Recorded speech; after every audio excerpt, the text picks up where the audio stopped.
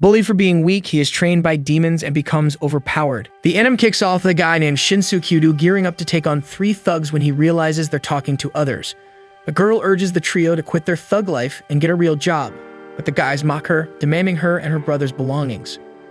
So the guy nails one of them with his stick, taking off the 3. Then he scatters some papers on the ground, activating magic that makes 3 giant hands rise and punch each of the thugs. The guy enjoys how he sent them flying, but his sister isn't amused and scolds him for taking down the thieves. They needed to find their leader, but the guy says the thugs are unlikely to spill that info. Since questioning the guys is now out of the picture, they decide to leave. Shinsuke watches them from afar, intrigued to know more about them, impressed by the guy's technique. The girl hears Shinsuke in the bushes but keeps quiet, continuing on her way. Sometime later, they stop by a stream to drink water and eat. However, the girl is fed up with being observed and throws a stone at Shinsuke. After getting hit, he leaves his hiding spot and introduces himself, explaining he's a warrior on a training journey. The girl asks why he's following them, and Shinsuke explains that he saw how they dealt with the thugs and wants to know the brother's technique. Still, the guy refuses to spill the beans. They continue on their way, but Shinsuke says he knows where the bandit leader is and proposes a deal. They explain their technique, and he'll reveal the leader's location. The guy agrees, introducing himself as Jinka, a Sendu monk, and his sister, a fox yokai named Tama. They're sworn siblings, and the technique involves talismans infused with spiritual power. Shinsuke laughs at them, but Tama terrifies him with a snake, threatening to throw it unless he shows the way to the bandit leader. Quickly, Shinsuke agrees to guide them, and Tama puts the snake on the ground, transforming it into a branch. Sometime later, the 3 reach the place where the bandits gathered, and Shinsuke explains they are the Over-Helmet Gang, a notorious criminal faction in the region. He reveals their leader is a helmeted guy, rumored to have the strength of an ogre or even hidden horns. Tama notices Shinsuke knows a lot about the gang, and Jinka guesses he aims to gain fame by hunting and capturing criminals.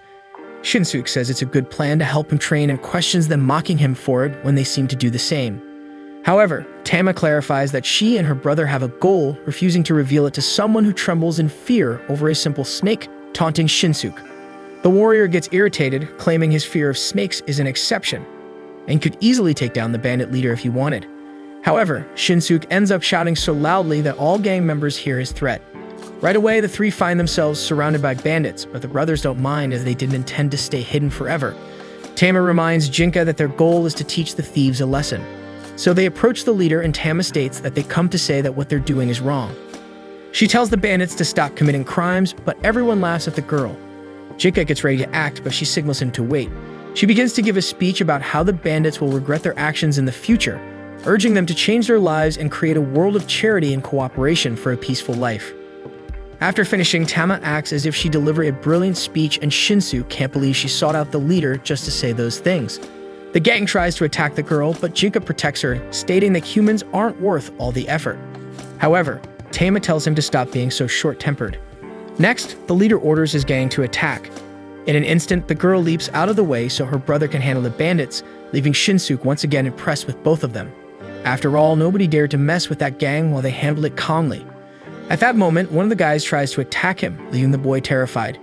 Despite the fear, he manages to strike the bandit with his sword, splitting his helmet in half. This boosts Shinsuke's confidence to face the leader. He draws his sword and makes his move, but suddenly 2 hands emerge from the helmet, grabbing the warrior's weapon and tossing him aside. A grumpy face emerges from the helmet, complaining about having to appear, terrifying the bandits. The monster makes it clear that it will kill anyone trying to escape. Tama recognizes it as a katawara, a term encompassing supernatural creatures, ghosts, and other inhuman entities. Jinka deduces it's a strong one, having stayed hidden for quite some time. He contemplates defeating it with transfiguration, although admitting he'll feel guilty for being a katawara. Tama doesn't care if it's human or katawara, as long as those persisting in villainy are punished. The creature tries to attack, but they easily evade, and Tama releases a liquid on her hand, causing her brother to transform using transfiguration. It's a technique where the user harmonizes with the spirit of a katawara, transforming partially into it. Jinka becomes much stronger in his spiritual form. The katawara orders the gang to attack, but Jinka effortlessly deals with the bandits and faces the monster using only his staff, impressing Shinsuke once again. Jinka approaches the katawara and attacks, but its hands hold the staff just like they did with Shinsuke's sword. It prepares to strike with its other pair of hands. However, the monk uses his strength and manages to execute his move, toppling the katawara and splitting the helmet in half. This frees the soul of the man the monster was using, allowing it to move on to the afterlife. Shinsuke asks again about the brothers' objective. Tama explains that she likes humans and has become accustomed to eliminating those dedicated to evil, while Jinka says he just goes along with her. Tama declares that they are the siblings of world renewal. Later, they continue on their way and Shinsuke follows them. Thinking he never imagined that Kadawara has existed, feeling as if he has just discovered a new and amazing world. At this moment, he notices the two entering a house and deduces that they intend to spend the night there. Later, inside the place, a guy warns everyone to stay away from a road because he encountered a monster there in the afternoon. He recounts that Saren, a monk of the Dangyashu, tried to defeat Kadawara, which he called Shakugan, the man-devourer, but the monk lost the fight. The man sketches the monster and one of the Dangyashu recognizes Shakugan. Everyone gets upset because he killed Saren, and they inform that the monks of the Dangyashu order will handle the case and no one else should interfere. Shinsuke observes the conversation and warns Jinka that they might try to exterminate Tama if they find out she is a fox yukai, but Jinka says they already know. Tama explains that Dangyashu is an order of warrior monks that cultivate spiritual power to confront Kadawaras, and they don't kill without reason, only pursuing those who pose a threat to humans. Shinsuke notes that they both understand the matter well, and Tama explains that they have been in this life for a long time. She asks where the boy intends to go for his training to find out if he is not interested in helping them in the world's renewal. Shinsuke declines the invitation, pretending he wasn't following them, saying they went the same way only by coincidence, and he will spend the night with them just because it got late. Jinka shows impatience with the warrior, but Tama observes that Shinsuke showed determination when he tried to attack the Kadawara from the gang. In the middle of the night, Shinsuke gets up to train a bit because he wanted to get stronger. He was the son of a samurai, but when he was young, he was mocked by other children for being weak. Now this sword strike made the Kadawara reveal itself, making Shinsuke wonder if he could defeat such monsters. The warrior thinks he can follow his path with the Dangyashu or with the two brothers to become stronger and capable of defeating monsters. At that moment, Tama appears, guessing his thoughts, and throws him into the water. Jinka also appears and explains that his sister was worried that Shinsuke had gone out in the middle of the night to try to steal from someone. She admits that she worried for nothing, but Jinka didn't care because for him, it was just a great opportunity to mess with a human. Jinka leaves Shinsuke trembling with fear, but Tama reprimands her brother's behavior and explains to the warrior that that's just how he is. In the middle of the conversation, the girl feels sleepy and goes to sleep, acting like a child, making Shinsuke think he would learn more by staying with the Dangyashu. The next day, the warrior wakes up and realizes that everyone else had already gotten up and gone after Kadawara, which they call Shakugan. So he hurries to catch up with the group because he wanted to witness another battle against a monster. He manages to catch up with everyone but realizes that the situation is a bit tense. He decides it's better to hide and observe from a distance. One of the Dangyashu tells Jinka to stay out of worldly matters because they should be resolved by humans. Still, he responds that since the monks intend to harm a Kadawara, a good reason must be presented. Another Dangyashu replies that it's obvious that a Kadawara that harms people is evil, but Jinka says that if they are going to analyze the story only based on that, then humans are the villains. Tama catches her brother's attention again and asks the Dangyashu why Shakugan is hurting humans, but they refuse to answer, saying the temple instructed them not to discuss the matter. Jinka becomes irritated with so much secrecy, and Shinsuke observes that the boy truly hates humans, unlike his sister, who likes them and wants to make the world a better place. Suddenly, Shakugan appears behind Shinsuke, and the boy is startled to see how large the monster is. One of the Dangyashu pulls the warrior out of the way for the others to attack, and Jinka becomes annoyed to see that Shinsuke was spying on them once again. Next, the Dangyashu attempt to restrain Shakugan with their spiritual power. While Shinsuke is impressed, Jinka is relieved to know that they won't be able to defeat Kadawara with just that power. Shakugan manages to break free, leaving Jinka excited. However, Tama instructs her brother to help the Dangyashu. The boy dislikes the idea of helping humans but obeys the girl's requests and confronts the monster with his staff. Shinsuke is impressed with his power, and Tama asks if the warrior still wants to get involved with them because they live in that world of darkness. This only makes Shinsuke more excited because he knew he could become stronger alongside them. Jinka continues to face Shakugan, using talismans infused with his spiritual power, creating several hands that strike the monster. However, when he was about to defeat Kadawara, the boy notices something on Shakugan that captures his attention. The monster tries to attack Jinka. The boy swiftly dodges the blow and then rushes away with both Dangyashus to get out of there. Shinsuke is frozen with fear and almost gets left behind, but in the end, they all manage to escape while Jinka's giant hands hold on to Shakugan. Now in safety, Shinsuke remarks that he's impressed by Jinka's fast running, especially while carrying the two monks. Tama explains that it's thanks to the training his brother received from someone named Kokugetsusei, and the Dangeshu recognized the name of the monk Sendo, being impressed to learn that the boy is his apprentice. One of them, with an X-shaped scar on his forehead named Inga, mentions that Kokugetsusei has defeated countless sorcerers and evil spirits.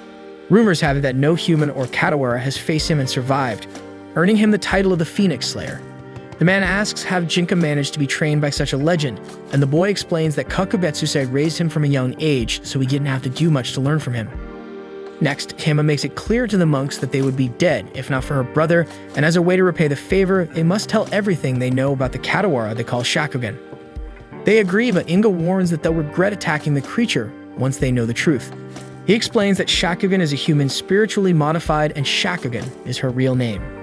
His partner, Ohao, continues explaining that the Dangeshu are trying to turn humans into Katawaras to reinforce their military power, and the girl was an experimental super soldier created by the main temple of the Dangeshu. Tama asks how she turned into a monster, and Ohao explains that they recruited peasants with spiritual potential for experiments. Shakugan among them went out of control during the procedure and escaped. He tells that after her escape, she returned to her village and killed all the residents, probably out of resentment for the discrimination and mistreatment she suffered for having spiritual energy. Inga explains that Shakugan left the bodies so disfigured that it was impossible to identify the dead, and she likely continues to roam the region in search of other survivors. After hearing the whole story, Shinsuke is furious with how the samurais and monks treat peasants like trash and treat the lives of the weak as if they have no value, needing to be strong and important to be valued. Ohao says it was never their intention for things to end up that way, thinking they were helping her as she was mistreated by the villagers. This only angers Shinsuke even more, questioning how the Dangeshu thought turning Shakugan into a monster was helping her. The monk explains that they intended to make her a member of the monastery, but after she fled, she eliminated her village and the Dangeshu they sent after her. Therefore, she stopped being a victim, and their goal changed to eliminating Shakugan. Shinsuke starts yelling at them again, but Tama kicks him and says it's a job for the Brothers of World Renewal. The man starts saying they shouldn't get involved as it's a Dangeshu matter, but the girl questions if they can handle Shakugan. Inga admits they need reinforcements to deal with the problem and accepts the help of the brothers. Then Shinsuke asks if Jinka will let others decide for him. The boy responds that he doesn't mind and will try to solve the problem with a good hit. And so they go outside and the two brothers use the transfiguration technique. Tama makes her hand bleed, and after Jinka ingests a drop and harmonizes his spirit with his sister's powers, he partially transforms into a fox yukai, while the girl's hair turns black. Inga immediately recognizes Kokugetsusei's secret technique, remembering reading about transfiguration, but comments that, at best, Jinka will only be able to fight on equal terms with a modified human. Suddenly, Shakugan appears, and they realize the creature followed them there. Jinka prepares to fight, and then starts hitting the Katawara with his staff repeatedly, although he's clearly holding back. The monks observe that Jinka isn't giving his all, and knowing Shakugan is quite resilient, they think it might not end well for the boy. At that moment, the Katawara lands a blow on Jinka and prepares to launch a powerful attack, a Dangeshu secret technique called the Roar of Celestial Tremor. The monks are worried about the boy, while Tama remains confident that the attack won't even tickle her brother. Jinka sees the attack approaching and uses the giant hand technique called the Earthly Fist of the Monarch to break the attack and hit right in the middle of the Katawara. And so the creature shatters into 1,000 pieces, making the boy think he went overboard. However, thanks to the attack, Shakugan manages to return to being human. They run to see the unconscious girl, but the two monks tell the kids to step back, saying she's under the custody of the Dangeshu. Shinsuke immediately prepares to fight, but Inga decides it's best to leave since he wasn't willing to face Jinka's powers. And so, after Uhu agrees and they begin to leave, the boy releases his power, returning him and his sister to normal. However, Tama calls the monks to say that all the culprits deserve punishment. She asks the two to show them where the main temple of the Dangeshu is, the place that conducted experiments with humans, so they can pay, surprising the monks. Inga explains that they have over 300 monks inside the temple, thinking that this would make the brothers give up. However, Jinka is pleased with the idea of beating up 300 monks at once. Realizing they wouldn't change their minds, Inga instructs the two to ask Shakugan for the location, but makes it clear that when the time comes, the Dangeshu will confront them with full force. And so the monks leave, and Shinsuke thinks that Tama and Jinka must be crazy to want to face all the Dangeshu in the temple alone. After some time, Shakugan finally wakes up. Tama and Shinsuke ask how she's feeling, and the girl is confused about what's happening, asking if the spiritual surgery is over. They introduce themselves, and since she doesn't remember anything, Jinka asks her to recount the last thing she remembers. Shakugan recounts that she had just harvested some vegetables when she returned to her village and saw her father talking to a monk. He was happy, holding a good amount of money, barely looking at her before leaving her alone with the monk. The man says he knows she wants to belong somewhere since she's mistreated by everyone in the village, and he has what she wants.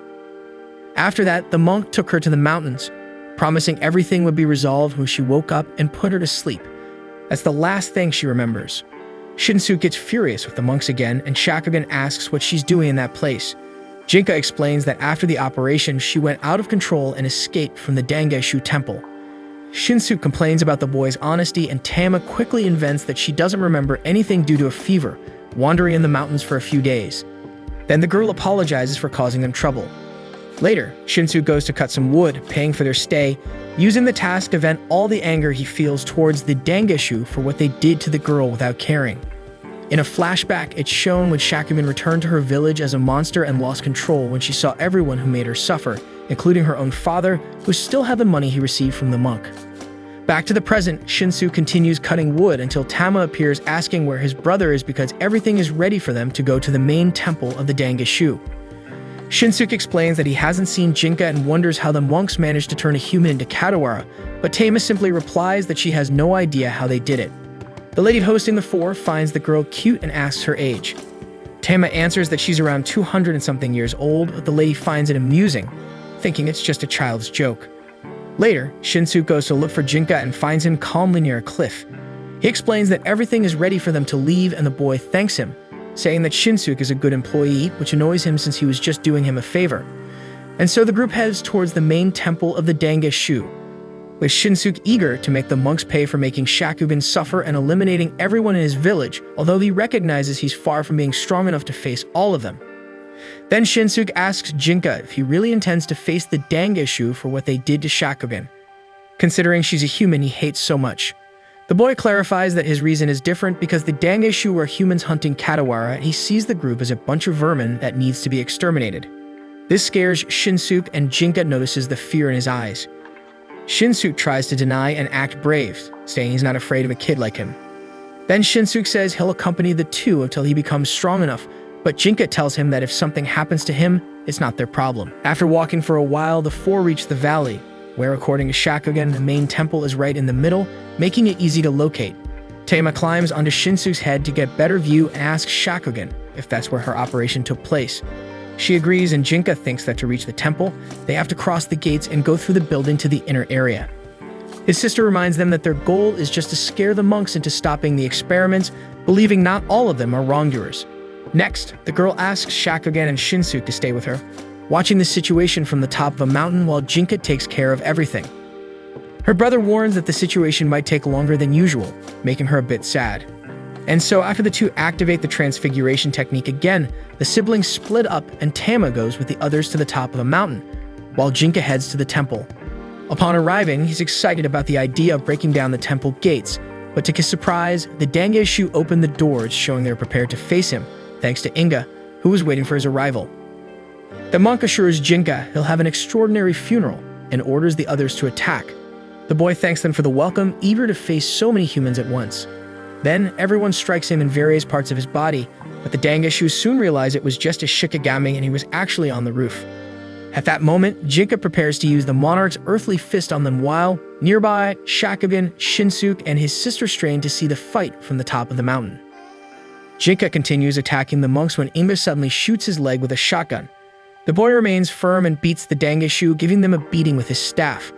However, when he's about to attack Inga, Jinka realizes the monks are about to use their secret technique, the roar of the celestial tremor. After the attack, Shinsuke becomes concerned about Jinka due to the magnitude of the explosion caused by the secret technique of the Dangeshu. Inga thinks he has defeated the boy, but then Jinka attacks him and the other monks with fury, making him realize that the boy lives up to his master, even though he knows that Jinka's spiritual energy won't last forever. Sometime later, Tama observes that the fighting has stopped and deduces that her brother has managed to win and proceed on the path to the temple castle, where the Dangeshu conduct experiments on humans.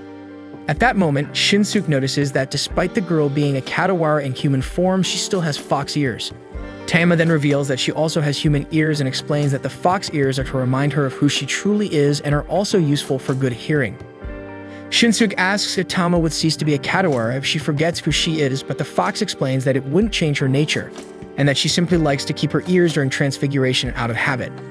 Then Shinsuke asks if Jinka can maintain his Katawara form by using the transfiguration technique for a long time, and Tama explains that the technique ends shortly before permanent transformation, so he couldn't remain as a Katawara forever. Meanwhile, in the temple forest, Jinka is observed by the Dangeshu and their leader Yazen, who is disappointed with his monks for allowing a simple boy to do as he pleases. The leader decides that the best course of action is to move the laboratory to a place where they won't be bothered. At the same time, Jinka observes Yazen talking and suspects that he is the boss. Next, the leader assigns one of the monks to deal with Jinka. The man faces the boy alone, confident that he will win and make him regret messing with the Dangeshu. The monk transforms into a creature and Jinka deduces that he is one of the enhanced humans who underwent the experiment. The creature advances and grabs the boy, but Jinka easily turns the tables, crushing him with a technique called the flail of the ancient tree. Then Inga appears and notices that the boy is getting tired of using so many attacks. He asks Jinka about his goal in confronting the Dangeshu, pointing out that even if he defeats the monks, he will be hunted for the rest of his life. Ignoring Inga, Jinka understands that the man was just trying to buy time until reinforcements arrive. As a reward for Inga challenging him so much, Jinka decides to answer his question and reveal what he's seeking. Jinka explains that his goal is to steal all the Dangeshu's research material to perfect his master's transfiguration technique. His dream is to rid himself of his human part and become a true and complete Katawara. After explaining his objective, Jinka continues on his path, leaving Inga surprised by his goal. The monk observes that despite being a human traveling with a fox yukai, the boy is more demonic than her. Jinka moves forward until he reaches the castle that Shakugan explained is where the experiments take place. However, he doesn't know how much longer his spiritual strength will be able to sustain transfiguration. Excited to fulfill his goal and destroy the facility, Jinka attacks when suddenly the castle moves and a giant hand hits him, sending him flying. At that moment, Tama returns to normal and realizes that her brother's transfiguration has unraveled, meaning he is either conscious or dead.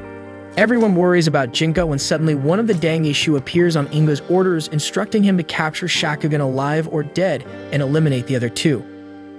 The monk transforms into a creature and Tama comments that he is one of the enhanced humans. This triggers Shakugan's memories of when she was in her monster form. Shinsuke pretends they are just travelers who know nothing about the Dangeshu or their experiments. He begs the monk to spare their lives, but it's evident he is lying since he referred to a monster as a monk. Despite his fear of being attacked, Shinsuke continues to plead for his life, hugging the creature to delay him as much as possible so that Tama and Shakugan can seize the opportunity to escape. He is determined to be stronger and not flee like a coward. However, when the monster is about to attack, Shakugan transforms her arm into a Katawara, sending the creature flying, saving Shinsuke and rendering the opponent unconscious. She explains that she remembered everything she had forgotten, recalling when she attacked all the people in her village, including children and her own father. Haunted by these memories, Shakugan begins to feel like a monster and runs away from the two. Shinsuke tries to follow, but Tama advises him to let her go, as the memories of the terror and suffering she caused are currently controlling her mind. Ignoring the fox's advice, he goes after Shakugan. This reminds Tama of when she lost a man named Genzo, who was very important to her. When he was almost lifeless, he handed her a letter to deliver to Kokogetsusai, the monk who trained Jinka, and then passed away, even though the girl pleaded for him not to leave. In a flashback, we see Jinka as a child. He was with the Katawara, and the two were heading towards a mountain, but on the way, they come across several humans warring among themselves. Because of this, the Katawara decided it was better for them to return to Master Kokogetsusai. Upon witnessing the war, Jinka was filled with questions that his friend couldn't answer, such as which side would win or how many would survive the battle. He also asked why humans were fighting, and the Katawara responded that he believed it was something inherent in human life. During the journey back, they encounter a monster feeding on the bodies eliminated in the war. The Katawara hides Jinka with his hand and turns back, but at that moment, some humans spot the monsters and start a hunt.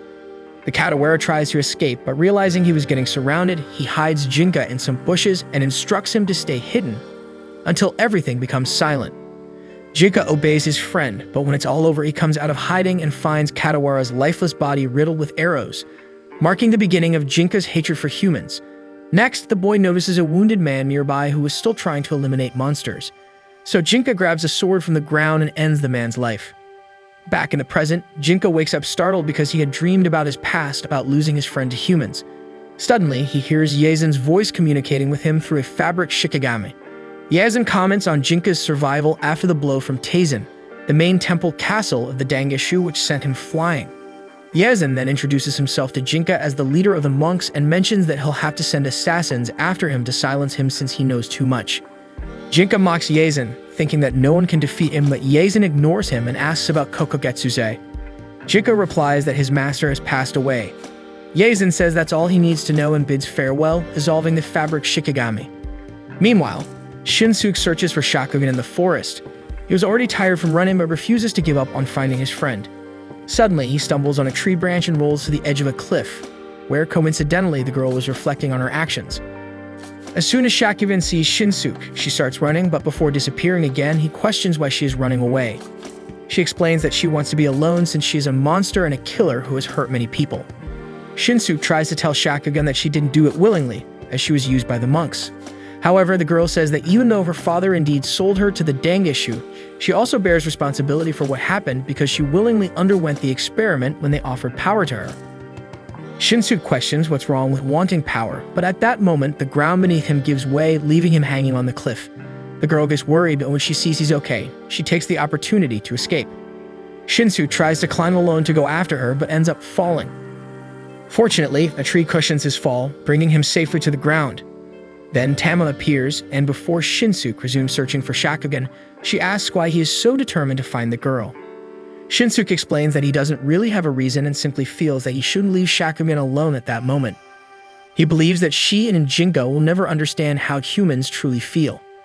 He turns to continue his search, but Tama throws a stick at his head to indicate that he's going in the wrong direction. And so the two go together to find Shakugan.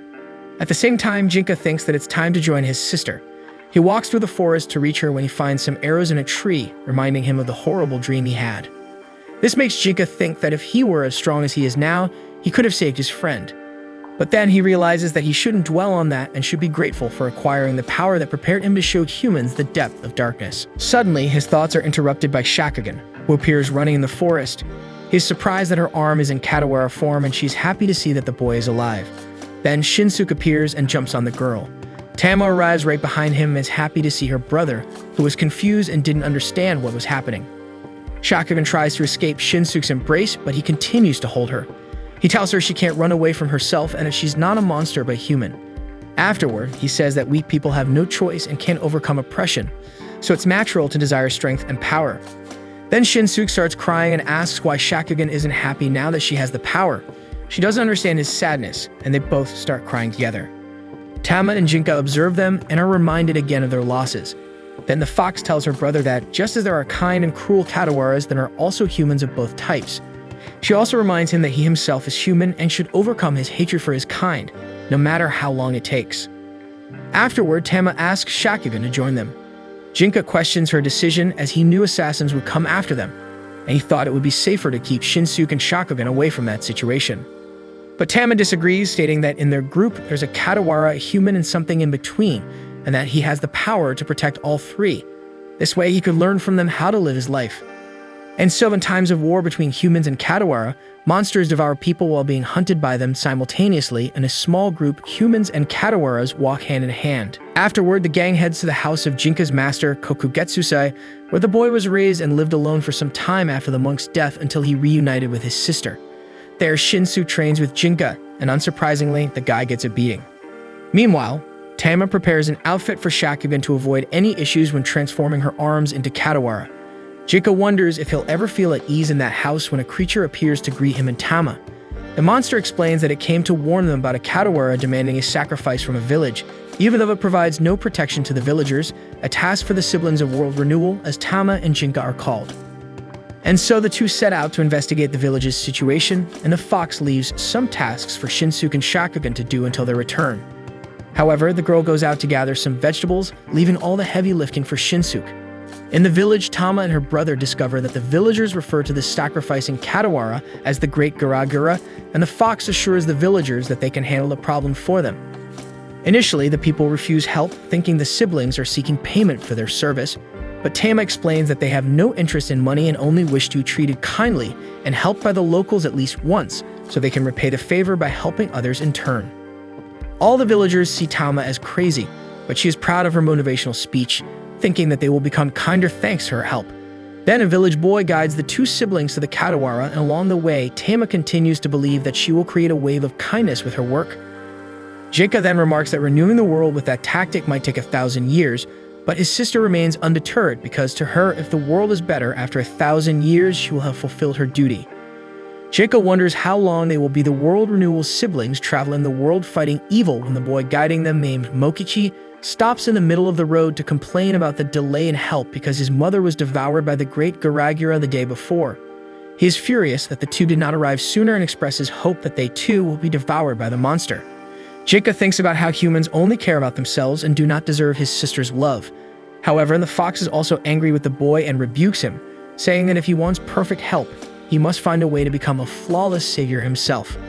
After yelling and scolding the boy for his attitude, the three finally reach the place where the Katawara lives. Tama asks the great Garagura why it demands sacrifices from the village, and the monster explains that it's its payment for not destroying the place.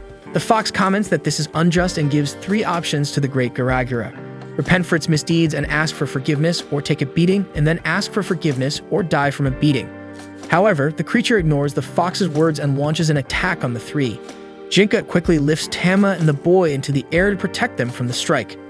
He says that despite hating to face Katawaras, he cannot ignore the fact that it tried to harm his sister and promises to make the monster pay. The great Garagura becomes afraid of the boy and immediately takes a woman out of his belly who hadn't been digested yet to have a hostage to protect himself from Jinka. The boy contemplates taking action before his sister says anything, but at that moment, Mokichi starts begging the monster not to harm his mother and to use him as a hostage instead. So Tama lets Jinka decide how to proceed.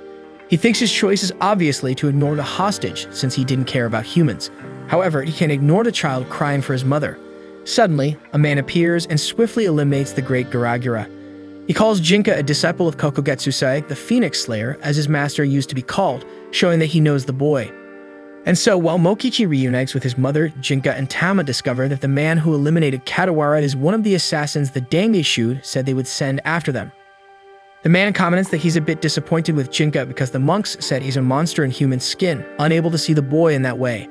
Then he takes Mokichi and his mother hostage to force Jinka into a duel, preventing the siblings from escaping. Jinka thinks he doesn't care at all about what happens to humans, but for some reason, he can't ignore the hostages. Because of this, Jinka and the man go to a rock-free area for their duel, where Tama instructs him to introduce himself. The man says his name is Zanzu Reidu and that he's one of the Dark Eaters. He explains that the Dangeshu sends him after a Katawara and he eliminates them, selling the pieces to people who consume monster flesh, which he sees as normal since Katawara feed on humans, creating a two-way street. The siblings are taken aback as they didn't know there were people who consume creatures, and Jinka is furious that the Katawara, which he venerates, are chewed by human teeth, dishonoring their bodies. Then Jinka introduces himself to Reidu as a monster, and they begin to fight. Jinka confronts his opponent with a technique called Flame Princess's Roar. The man uses his sorcerer's sword to block the attack and then launches a strike, making Jinka use the earthly monarch's fist to protect himself. The boy notices that Reidu's sword has great spiritual power. He then attacks with his techniques called Ancient Tree's Scourge and Dragon's Water Wall. Tama watches the two fight alongside Mokichi and his mother and notes that the man forced his brother to use 4 of his main techniques. After a while, they become exhausted from fighting, and Reidu admits he can't defeat Jinka with his sorcerer's sword. The boy asks if he's surrendering, but Reidu explains he's just switching to a weapon that can defeat him. Jinka is puzzled because he doesn't sense any spiritual power from Reidu's new sword and doesn't understand why Reidu chose to fight with a normal weapon. Then the man advances toward him, dodging all the earthly monarch's fists, and attacks Jinka, who defends himself with his staff, growing increasingly irritated with the duel when suddenly his defense fails, and Reidu manages to place the sword at his neck. Jinka thinks he's about to lose his life, but the man merely holsters his weapon, leaving the boy relieved to be alive. This causes the transfiguration to lose its effect, and he returns to his human form. Jinka then asks why Reidu didn't kill him. The man explains that he doesn't seem appetizing, and it's not cool to eliminate prey if he's not going to feed on them. Therefore, the boy got lucky and will continue to live. Next, Reidu asks the fox to knock some sense into his brother's head and gets ready to leave. Mokichi and his mother thank him for saving her when he defeated Katawara, but the man says they should thank Jinka, because if the boy hadn't fought, he would have devoured them both. Reidu then departs, and Mokichi's mother thanks Jinka and Tama for their help. The boy apologizes for wishing them harm, but Jinka simply walks away without a word, feeling he doesn't deserve gratitude since he did nothing and almost abandoned them. His sister explains that although he considered it, he didn't abandon them. However, his brother was only concerned about losing to a mere human. Later, Rado feeds on the great gura, realizing its taste is only slightly better than its appearance and certainly not something that can be sold. At this moment, one of the Dangishu questions why he didn't eliminate Jinka, even though he won the duel. The Dangishu reminds Rado that his sister's life is in their hands, and he must face the boy again and end his life. The next day, Shinsuke was sore from doing the activities alone. Tama wakes up and asks where her brother is, and Shakugan explains she saw him leaving early in the morning. Jinka was alone, contemplating the previous day's fight. He spends a long time recalling how he lost to a human when he notices someone approaching. Before attacking, Jinka recognizes it's Shakugan, and she explains she came to invite him to lunch, but he tells her to go away, saying he's not hungry. Shakugan then mentions she heard about what happened and is glad Jinka survived the fight because as long as he's alive, good things will happen. Jinka asks what good things happened since she was exiled from her village, sold by her own father, and turned into a half-Katawara. She explains that despite everything, she's happy to have met him, Tama, and Shinsuke. She insists Jinka join her for lunch when they see a monk delivering a challenge letter to the boy, explaining that Jinka will have to face Rado again, but this time their lives are at stake. If he tries to escape, the Yamato clan will be exterminated. Jinka says he doesn't care about what happens to the clan residents, and the monk finds it amusing that the boy, abandoned by the Yamato, chooses their fate. Later, Jinka and Shakugan return home and recount what happened. Shinsuke is furious and calls the Dangishu cowards, asking why they threatened the clan. Tama explains it's where Jinka's family lives. Then the boy reveals he has no relationship with his parents because his master adopted him right after he was born. His sister asks what he will decide, and Jinka explains that although he doesn't care about the fate of the Yamato clan, he can't accept being defeated by a human. And so Jinka decides to accept the challenge despite fearing the outcome of the fight, understanding that he needs to find a way to win to survive. On the next day, Rado and Jinka are set to face each other again, with the whole group watching the fight alongside the Dangishu. However, as soon as the duel begins, the boy realizes he made the wrong decision. Despite managing to adjust his attacks according to his opponent, Rado goes beyond and surpasses him. In that moment, Jinka sees his entire life flash before his eyes, thinking this might be the end. However, this determination prompts him to find a way out. Jinka then employs his monarch's earthly fist technique to crush his opponent, disregarding the fact that he will suffer the attack along with Rado. The blow leaves both of them battered, breaking Rado's weapon, and the boy starts laughing. He claims that being brought to the brink of death awakened his true fighting spirit. However, unlike Jinka, Rado can barely stand after being crushed and admits defeat, making the boy release a sinister laugh for having defeated the human. Tama is relieved to see her brother emerge victorious, fearing the loss of another important person to her. As the transfiguration effect wears off, Rado prepares for his end, but Jinka tells him he's lucky and will keep on living, the same words the man said to him after defeating him in their last duel. Tama is proud of her brother's attitude, while Shakugan and Shinsuke are impressed by his fighting abilities.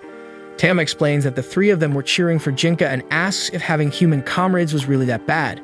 Meanwhile, Rado still can't stand and worries about what the Dangishu will do to his sister since he lost the fight. The monk who ordered the duel explains that he received a message from Rado's sister, stating that if he lost, she would be the next assassin. Rado is confused, and the Dangishu clarify that his sister's life was never in their hands because none of them can match her. In reality, she is one of their 4 beast leaders. The monk advises Rado to forget about his sister, as she has forsaken humanity to become a demon of war. A few days later, Jinka and Tama follow Shinsuke to the entrance of a cave and discover that he's taking a rice ball to Rado, who, in exchange for food, was training Shinsuke how to handle a sword. Rado calmly eats his meal while noticing that the guy has good vertical strikes, although he needs to improve his lateral ones. He then instructs Shinsuke to relax his shoulders and pay attention to the sound the air makes, explaining that when he executes the correct strike, the sound will be different. With his advice, Shinsuke manages to execute a correct lateral strike, while the 2 brothers watch from a hiding spot in a bush, and Jinka remarks that the guy deserves a beating for raiding their pantry. Jinka then calls out to Shinsuke, startling him since he hadn't noticed the presence of the boy and his sister, unlike Rado, who spotted them hiding. Shinsuke quickly explains that Rado isn't a bad man, and as a result, the man is taken to Jinka's house so the group can tend to his fight wounds, where he takes the opportunity to explain why he ended up with the Dangishu group. Rado explains that his clan doesn't have much political power, but they possess a lot of spiritual strength, which often embroils them in battles against the Katawaras, and as a result, they try not to attract attention. However, because he still needed to eat, he became a cum darkness, while his sister became a nun of the Dangeshu. Radio explains that she has average spiritual power compared to the other monks, and thus the leaders of the order could eliminate her at any time, which is why he obeyed the Dangeshu, although he discovered that in reality his sister, Hino, gained fame among the monks and became Hygen, one of the 4 beast leaders of the group and apparently the next assassin to go after Jinka. Then the boy explains that it was pure luck to have defeated Radu without delivering any fatal blows, and his sister might not have the same luck, but the man says that maybe she'll defeat him instead of the other way around. Meanwhile, Tama reflects that Hygen, the new name for Hino, means frozen rock, a name similar to Shakugan's, which makes her and Jinka suspicious that Radu's sister might be another person spiritually modified. Next, Shinsuke sees a creature resembling a tree trunk approaching the house and gets scared, but then discovers that it's a friend of Jinka's. The creature is injured and explains that a woman appeared out of nowhere and chased him away, sending a warning that she's after the boy. Immediately, everyone suspects Hygen, and Rado tries to go after his sister, but still being injured, he struggles to get up and Jinka apologizes, explaining that he'll have to eliminate her for injuring one of their mountain friends. So the boy leaves and Tama asks Shinsuke and Shakugan to stay in the house to take care of their friend while they're away, but Shakugan insists on going along and Shinsuke realizes he'll be alone with the creature. And thus the whole group, except for Shinsuke, goes to where Hygen was spotted. The woman is happy to see her brother, and they start talking, but Jinka interrupts them, eager to fight and make her pay for what she did to his friend. Tama notices how worked up the boy is and tells him to cool his head. Then the two activate their transformation and Jinka morphs. So Hygen also activates her Katawara form and introduces herself as one of the 4 beast leaders of the Dangeshu, who is on a mission to defeat Jinka. She remarks that this will earn her entire clan, including her brother, a place among the monks, making Radu realize that this is the reason she joined them. Jinka prepares to begin their fight when suddenly Shakugan recognizes Hygen, because when they were just Katawara and they were called Kagen and Soga, they used to be friends. This confirms Tama's guess that modified humans are actually Katawaras sealed within the bodies of humans with spiritual power, with Kagen sealed within Shaku and Soga within Hino. At this moment, the woman corrects, saying that her name is now Hygen, and that neither the human nor the Katawara exist anymore. This makes Jinka even more irritated, finding the human modification that the Dangeshu do increasingly cruel, especially for playing with the lives of the Katawara. He tells Shakugan to step aside to let the two fight, but the girl says that Soba is a friend of Kagen's and therefore she cannot let him hurt her. Hygen realizes that this means the consciousness of Katawara has remained within Shakugan and calls the girl weak because of it, explaining next that her mission is to eliminate not only Jinka, but her as well. This angers Kagen, the Katawara within Shakugan, for Hygen treating the girl who accepted him into her body that way and questions if his friend Soba is indeed her partner. Then Hygen reveals that she had already devoured the consciousness of the Katawara a long time ago because it was unnecessary. At that moment, Kagen becomes extremely angry and asks Jinka to leave that fight to him. The boy accepts his request, releasing his transformation and says he wants to be his friend. Then the Katawara explains that Shaku, and you're a single being that divides the body into 2 minds, and as the girl considers him a friend, he also has the same consideration. Next, Shakugan attacks Hygen with all her might using a move called Celestial Tremor Roar. The woman is impressed with her ability but manages to resist easily and attacks her using the same technique, although much more powerful. Fortunately, Shakugan also resists, and the two continue to fight bravely. Jinka observes that Shakugan coordinates the consciousness of the Katawara and the girl well and maintains the balance of her spiritual power, despite her opponent being at the same level as when he is transformed, which puts Shakugan at a slight disadvantage. Meanwhile, Shinsu feeds Jinka's friend with some worms, while noting that the creature is not as sinister as he initially thought. At this moment, the creature asks if he's a friend of Jinka's too, and Shinsu replies that he doesn't know if the boy considers him that way. Then the creature asks him to be patient with Jinka, because despite being stubborn, he takes good care of his friends. Shinsuke responds that he has already noticed that and then decides to leave to find more worms. However, as soon as he leaves the house, he suddenly feels cold and senses the presence of a little boy named Senya next to his master, Jinan. And looking into the boy's eyes, Shinsuke sees him in a river of blood. The two decide to leave, and shortly after, the creature leaves the house, commenting that he smelled a dragon. Then he shows a shortcut for Shinsuke to reach Jinka, telling them to flee as far away as possible. And so Shinsuke arrives at the group where Shakugan and Hygen were already tired from so much fighting. Jinka questions why the guy is there, thinking he abandoned his friend alone, but Shinsuke explains that the creature itself sent him to inform them that it sensed the smell of a dragon and that they should flee. Hygen immediately thinks of Master Jinin, while Jinka becomes desperate and orders everyone to run. However, at that moment, the dragon finds them. Jinin states that he is there to execute Hygen, who is accused of killing a high-ranking official of the shogunate. The woman questions if he has any proof and says she's in the middle of a mission, but Jinin says it's not his concern to worry about proof, only to administer justice. And so, in a matter of seconds, he transforms into a dragon and strikes Hygen with a fatal blow without giving any of them time to react. Then Jinin returns to his human form and addresses Jinka, recognizing the boy as the one responsible for attacking the main temple of the Dangishu. Quickly, Jinka grabs his sister and creates a smokescreen, telling everyone to take advantage of the moment to flee and regroup in the loser's cave. Then Jinka, transformed Shinsuke and Hyoudou try to attack the dragon, but Senya protects his master with a Katawara arm, delivering a fatal blow to the three. However, the boy soon realizes that attack was not real, but just a distraction for everyone to escape.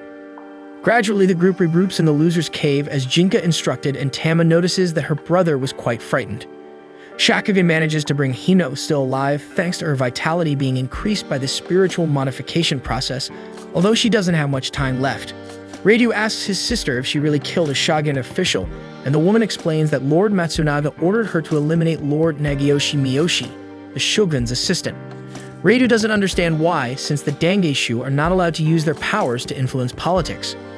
Then Hino questions if only their clan is forbidden from having any kind of ambition just because they were born with spiritual power. She asks if their family doesn't deserve to be happy, considering their clan has been relegated to the underworld for years.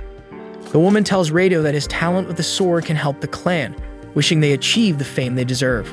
However, her brother responds that none of them ever wish for great ambitions like her, and that no one needs fame or anything else to be happy. Then Hino mocks Hyoudou, and suddenly she grows and says she won't give up on freeing him from the darkness. Later, the woman says she knows she won't be accepted by the Dangishu, but she's sure Lord Matsunaga will give her shelter and that, to survive, she only needs to feed on a Katawara. Then Hinama starts heading towards Tama, leaving Hyoudou and Shakugan worried about the fox, but at that moment, Jinka attacks Hino to protect his sister. Hyoudou watches the situation, knowing that this is the end of the woman's life. He laments and says that it's not destiny that dictates their happiness, but their heart. Afterwards, Jinka prepares to end Hino's life, wishing her a safe journey to the other side. Before dying, the woman comments that she wished to be human, those being her last words. Shakugan then mourns the death of his friend, not understanding why Hino decided to join him if the two couldn't coexist. Tama tries to console her friend and then instructs her brother to confront Jinin because they couldn't keep running away from the dragon forever. Even if Jinka could handle all the other assassins, Jinin would still be after him. Due to this, the only option is to face him. Shinsuke asks if it's possible, and Tama says that to ensure Jinka isn't defeated, they need to take 3 steps to prepare. The first step is to find the Dangishu laboratory and put an end to the cruel experiments with the Katawara once and for all. Next, they must steal the research results from the monks and gather information to help them defeat the dragon. Finally, they should use what they discover to escape, buying time to prepare for the inevitable encounter. These steps intertwine what they need to do to overcome the opponent with the mission of stopping the experiments. Shakugan then mentions that before doing all this, the Katawara inside her body wants to take her friend's remains back to their home. Despite not knowing the location, she can find it by the smell. Tama agrees to fulfill the Katawara's wish before starting the 3 planned steps. Hyoudou wishes the group good luck and decides to stay to bury his sister. Tama remarks that the dragon, Jinin, might be strong, but to her he's just a pup half her age. They will escape as many times as necessary to ensure her brother can defeat him. After all, Jinin is just a master who loves preaching about justice but refuses to talk and abuses his strength. And so the 4 set off on their new journey. Shinsuke reflects that what began as a path for survival has turned into a profound contemplation of what defines humans and Katawaras. Before the group set off, Shinsuke received a weapon from Hyoudou called the Arabuki Sorcerer's Sword, which has the power to control winds through spiritual abilities. The man explained that the weapon is passed down from generation to generation in his clan, but as he is now going to serve and protect the shogun, Yashiteru, and his family, so that his services pay for the actions his sister committed, he will give it to Shinsuke, because the boy will surely need the spiritual sword to face Lord Yoshiteru, who is known for having a natural talent, just like a master swordsman. Later, Hyoudou asked Shinsuke to teach the monk a lesson, so that he pays for what he did to his sister, and the boy accepts to do it for him. After all, the man was asking for his help and giving him his spiritual sword as a gift. Back in the present, Shinsuke feels great during the journey for having his spiritual weapon, but when he tries to wield the sword, he causes an explosion that throws him away. Jinka explains that this is what happens when someone without spiritual power uses the sword, and he was lucky not to be sliced or thrown into the clouds, which could very well have happened, making the guy stop feeling confident and return to feeling weak. After walking a lot, the group stops to rest, and while Tama sleeps on Shakugan's lap, the girl comments that she is excited about the trip, and that they are getting close to Kagen's house, the Katawara inside her body. However, Shinsuke and Jinka were not enjoying the journey like her, because they were not excited about the idea of being close to facing the Dragon Man, especially because Shinsuke still didn't know how to use his spiritual sword. Shakugan cheers up her friend, saying that he will surely manage, but Jinka immediately says that his comment was without any basis. Shinsuke starts complaining that Jinka always discourages him when suddenly Tama wakes up smelling something with her fox-like sense of smell. She quickly runs in the direction of the smell until she reaches a group of monkeys who were carrying several barrels of sake, and starts negotiating her turnips for one of them, desperate to get some of the drink. The monkeys explain that they cannot give anything because the barrels belong to a guest, and that's why she must negotiate with him.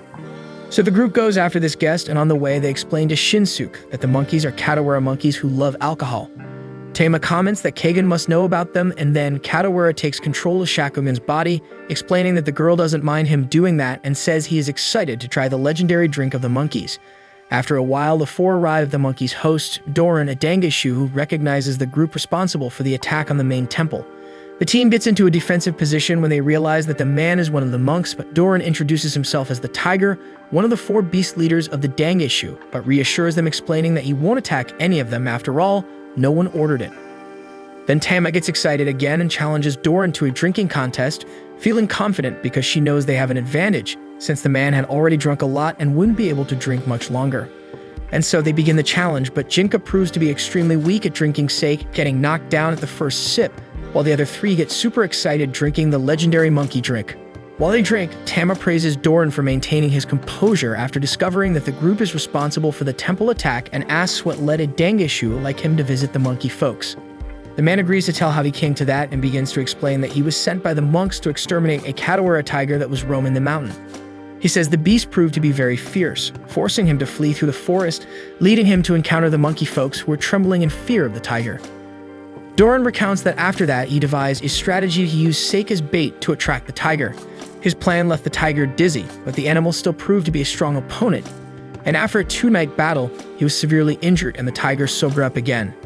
The man explains that at that moment he thought it was his end, but two of the monkeys gathered courage and hit the beast with one of the barrels, leaving the tiger dizzy again, creating the perfect opportunity for him to end that fight with a powerful blow, and that's when the friendship between him and the monkey folks emerged. After a long time of drinking, Doran, who loved to chat while having sakes, says the group can ask anything else they want to know because he will answer any questions.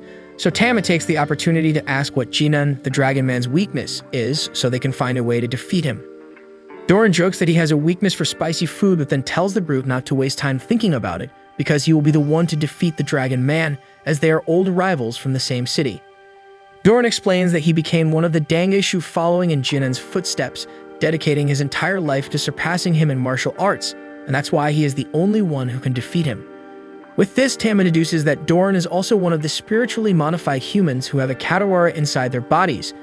The man refuses to answer, explaining that he wants to leave that mystery, and then praises the fox's resistance to alcohol, making her remember the first time she tasted sake with her old friend Genzo, who died from an illness. Then they refocus on the challenge and start laughing, each thinking they will be the one to win. However, at night, Tama can't hold on and falls asleep, as well as Shinsuke, leaving only Shakugan and Doran standing. But he was already getting dizzy and couldn't drink anymore, while the Katawara remained lively with the drink and showed no sign of wanting to stop. And so the next day, everyone wakes up with a hangover, except for Shakugan and Jinka, because she proved strong with alcohol while he only took a sip. The group prepares to leave, and Doran, still recovering from the night before, says that in their next encounter, Jinka and he will fight, so the boy shouldn't let himself be defeated by Reshin, the next assassin who will come after them. Then the four continue their journey, and Shinsuke comments that he was surprised to see a Dangishu making friends with Katawaras, but Jinka says that nothing prevents him from eliminating the monkeys later. Shinsuke says he doesn't think that will happen. After all, he could have attacked the group during the night and didn't, but Jinka still doesn't trust a Dangishu. At this moment, Shakuman interrupts their discussion because she wants the journey to be peaceful and fun. Jinka then asks if she's on the side of humans or Katawaras, and she responds that she is only on the side of her friends. And so they continue on the path, and after another long journey, the four arrive in a village surrounded by a barrier blocking their passage. Jinka considers taking the detour, but Shakugan explains that for some reason, Kagan insists on going through that path, and Tama respects his decision since they were heading to his homeland. So Jinka reflects that he can create a temporary hole in the barrier for only one of them to pass through, and Tama volunteers to go, negotiating their passage with the village residents. And so Jinka opens a hole in the barrier and the fox crosses, but only later does his brother realize that she has never negotiated anything in her life, which concerns Shakugan and Shinsuke. Tama walks through the area without encountering anyone despite finding no signs of a trap. Suddenly, a Katawara appears, introducing itself as Fuko, the one responsible for the barrier protecting the village. Tama asks what he is protecting everyone from, and the creature explains that the barrier shields them from changes, ensuring that sadness never appears and happiness lasts forever. Fuko asks if Tama has ever wished for nothing to change, and despite the fox's denial, the creature reads her thoughts and realizes she desired it when she lost her friend, wishing that the day of his death never arrived. Later, Fuku comments that he can also protect Tama from changes. Meanwhile, the group wonders why the fox is taking so long since the barrier continues to block their passage. At that moment, Reshin, one of the four beast leaders of the Dangeshu, appears to punish Jinka for invading the main temple. Shinsuke notices that Jinka cannot use his transformation being far from his sister, so he decides to use his spiritual sword to protect his friend. However, Jinka perceives his intention and says he will handle the monk even without Tama's power. Next, Reshin draws his weapon, emerging from his clothing, explaining that it's a special tool called the Sack of Myriads, received from Lord Yazen, allowing him to retrieve anything from any direction. Thus, the two begin to fight while Tama asks why Fuku is protecting the village. The Katawara explains that the residents feared the arrival of a worse day such as war or a plague, and this fear gave rise to him. Then Tama states that nothing guarantees the future will be worse and time heals all wounds, bringing various kinds of fruits, so the barrier is not helping the village and should be removed. Fuka refuses to do so, and in a moment of anger, Tama accidentally punches him, causing the creature to leave. Subsequently, Tama searches for him in the area, realizing the current state of the village. The fox then calls Fuko so they can talk. The creature appears, reiterating its intent to protect Tama and all the residents, preventing her from ever feeling the sadness she experienced when she lost her friend. Tama takes the opportunity to reveal that she was indeed very happy when she lived with Genzu and suffered greatly from his loss. However, time passed and she gained a foster brother and other friends, so she's happy with her current life. Fuko insists on protecting her happiness with a barrier, but Tama explains that it doesn't work that way because you won't be able to shield anyone from time. Then the fox mentions that the village was isolated from the rest of the world, leading to a tragic end since it lacked access to trade, traffic, and other necessities. This leaves Fuko feeling sad, and he explains that he was just following the purpose of his existence, which is basically to protect people from changes. Then Tama says that he fulfilled his duty and can now rest. She thanks the creature for doing a good job, making Fuku cry. It's the first time someone has thanked him for his service. And so the creature disappears, leaving in peace, causing the barrier to vanish in sequence. The disappearance of the barrier distracts Jinka in his fight, worry about his sister. So his opponent throws the boy away, sending him into the village. His friends are concerned, but seconds later he reappears in his transformed state and lands a powerful blow on Reshin, sending the Dangeshu flying. However, even though he defeats his opponent, Jinka seems a bit disappointed for not being able to win against the Dangeshu without transforming. Soon, he cheers up upon seeing Tama happy that her brother needed her. Shinsuke then asks how the fox managed to break the barrier, and she quickly explains that everyone in the village died without the world knowing, and a sad Katawara fulfilled its life purpose. And so, with the barrier gone, the group continues their journey, while Tama reflects that Katawaras have a longer lifespan than humans, meaning that at some point she will experience the pain of losing her brother, just like all her friends. Further ahead, the group pauses in a place filled with Katawara stones, and Tama observes how Shinsuke is managing to coexist normally with the creatures. Then the fox uses the situation as an example to speak to her brother about how humans and Katawaras can be good friends and asks why he wants to obtain a Katawara body so badly. Tama says she doesn't care whether he's a human or not, but Jinka responds that, unlike her, he does care about that. Then he moves away from his sister, reflecting that despite knowing humans and Katawaras can coexist, he has already made his decision to stop being a human because he is aware that their lifespan is much shorter, and he doesn't want to leave Tama alone, as he wishes to be by her side forever. At that moment, Jinka's thoughts are interrupted when he spots a pregnant woman in need of help, and so the group takes her to a cabin in the area to provide all the necessary assistance for her. Next, Tama informs the village elder, a Katawara mountain, that they found a pregnant woman who said she was on her way to her homeland, which is nearby. Then the group explains that she needs rest, and the monster agrees to shelter the woman until the baby is born.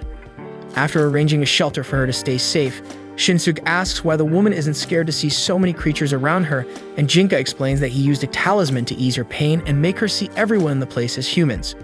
Shinsuke comments that he found Jinka's gesture thoughtful, and Tama suggests that the group stay in that place to take care of the woman. Meanwhile, in a Dangishu temple, Master Yazen, the leader of the monks, talks with Jinan and Doran and notices that while one is too formal, the other is too relaxed. Doran finds his master's observation amusing and comments that a good warrior knows how to be both. Then he shows off his physique, but Yazen finds this attitude shameful and decides to focus on discussing Doran's next mission, which will be to eliminate Jinka. At night, Shinsuke dedicates himself to training with his sword, and Shakugan approaches him to tell him that the noise is disturbing the elder's sleep. He apologizes, realizing only then that he's training right on top of the Katawara mountain, and notices that his hands are already wounded from training so much. Shakugan asks Shinsuke if he really wants to become strong, and he replies, as usual, that the weak have no place in this world. He shares his desire to accomplish great deeds like the rest of the group, and to try to cheer up his friend, Shakugan reminds Shinsuke that he was the one who ran to help her when she needed it. Then the girl becomes embarrassed by her comment and tries to leave, but Kagan stops her, taking control of her body, and decides to help Shinsuke use Arabuki, his sorcerer's sword, as a way to thank him for caring about her. And so Shinsuke tries to use his new weapon, but ends up causing a mini-explosion just like last time. Kagan then instructs him to talk to the sword, to treat it as an individual, and to help Shinsuke do this, Kagan asks him to imagine the spiritual energy of Arabuki and how it would be if it were a person.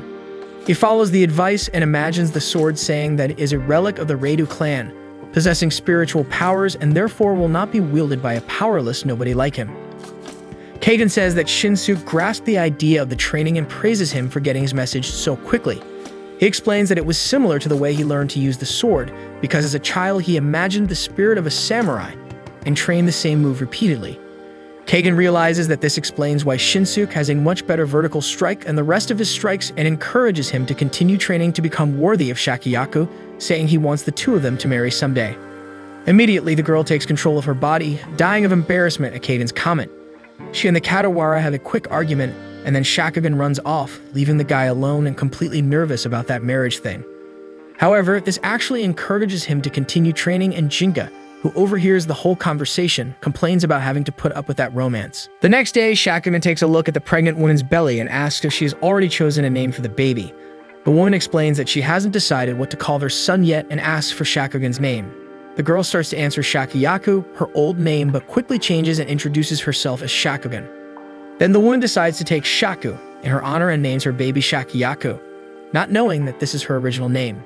This leaves the girl touched. Next, Jinka suggests the name Kagan if it's a boy, and the mother approves the idea, which makes Shakugan even more excited to see the baby's arrival. Jinka remembers her saying that she's with the group when her sister interrupts his thoughts, calling him to feel the baby too. So with much reluctance, Jinka approaches the belly, but before he can touch it, the woman goes into labor. Meanwhile, Doran and Reshin arrive at the mountain's gate, and the man tells the village elder that he and his partner are after a wanted boy. Suddenly, Reshin interrupts and starts threatening the Katawara, saying he'll chop him up if he refuses to hand over who they want. But Doran silences the monk and politely asks the elder for permission for both of them to go after the Dangishu's enemy. While Doran explains that he doesn't want to cause any trouble for the village, discreetly the elder asks the other Katawaras to go warn the visitors of the danger and ask everyone to hide in the cabin. Then the Katawara gives permission for the two Dangishu to move forward. Reshin then informs the elder that he saw the group they are looking for with his remote vision, and therefore, if he tries to hide the people of his village will be attacked. However, Doran informs his partner that this won't be necessary because Jinka and the others have facilitated their work by coming to meet them. Jinka already appears in his transfiguration form, while Shakugan releases his Katawara arms to lend his support, and Shinsuke thinks that if things get tough, he will be forced to use his spiritual sword. Despite the apprehension, everyone knew they had no other option but to fight, because if they tried to hide, they would be found sooner or later, so showing themselves in that way was the safest way to keep the woman and her baby safe. Then Doran informs Reshin that he is eager to duel with Jinka, and therefore he should stay out in the fight. The man agrees, but notices that one member of the boys' group is missing and goes to look for where the fox is hiding. Meanwhile, Doran takes on his tiger form to fight against Jinka. His new appearance worries Shakugan and Shinsuke, but everyone stays firm in their position. And so the duel between the two begins, and Doran advances, using his tiger speed to deliver several consecutive blows until finally landing a punch on Jinka, sending the boy flying away, leaving his friends worried. Doran boasts about his technique, explaining that it derives from an ancient Western martial art that focuses on the strength of the fists. Jinka becomes furious for being beaten by a human technique and unleashes his attack called Flaming Princess's Roar, followed by the flagellation of the ancient tree. However, everyone is surprised to see that Jinka's two strongest blows had no effect on Doran, and the man scoffs at his resistance. Then he advances on the boy to deliver his final blow called Fist of the Fallen Dragon. To block his attack, Jinka uses the Earthy Fist of the Monarch, but ends up being beaten once again. Then he tries to use the Earthy Fist of the Monarch again, finally managing to injure Doran, leaving both of them wounded. But Jinka is more affected by his opponent's powerful blow. Suddenly, the boy starts laughing like a maniac, not even understanding why, and becomes excited to continue the duel. This leaves Doran even more excited, and the two compete in the strength of their fists while laughing in a bizarre way. Shinsuke watches their fight and wonders if that is what strength is, finding the competition somewhat frightening. At that moment, Reshin informs that he has discovered that the fox is hiding inside the cabin. Shakugan, realizing that her friend and the pregnant woman are in danger, rushes to attack the Dangeshu, but discovers that it was just an illusion of the enemy. Next, Reshin throws a giant rock towards the group. This ends up distracting Jinka, who takes a precise blow from Doran, and the rock passes through the fight and goes straight towards Shinsuke and Shakugan. So the girl decides to find a way to stop the rock from proceeding, because otherwise it will go straight to the cabin where Tama is assisting the pregnant woman in her delivery. And so the girl asks for help from the Katawara within her, and Kagan quickly takes control of her body and uses her arms to hold the giant rock. With that, Doran notices that the group is trying to protect someone and goes to ask Jinka who it is, but realizes that his opponent was knocked out with his punch. At the same time, Shinsuke worries about Shakugan having to hold something as heavy as the rock, and she tells him to go to the cabin to take Tama and the woman to a safe place. However, as soon as he starts heading towards the cabin, several clones of Reshin appear in front of him, blocking his path. Doran questions his partner for interfering in his fight, and Reshin explains that the two of them were tasked with saving the honor of the Dangeshu, and therefore they must deal with the whole group, as well as anyone who gets in their way, including the people hiding in the cabin. This makes Doran furious. He advances on his partner, but realizes that it was just another illusion.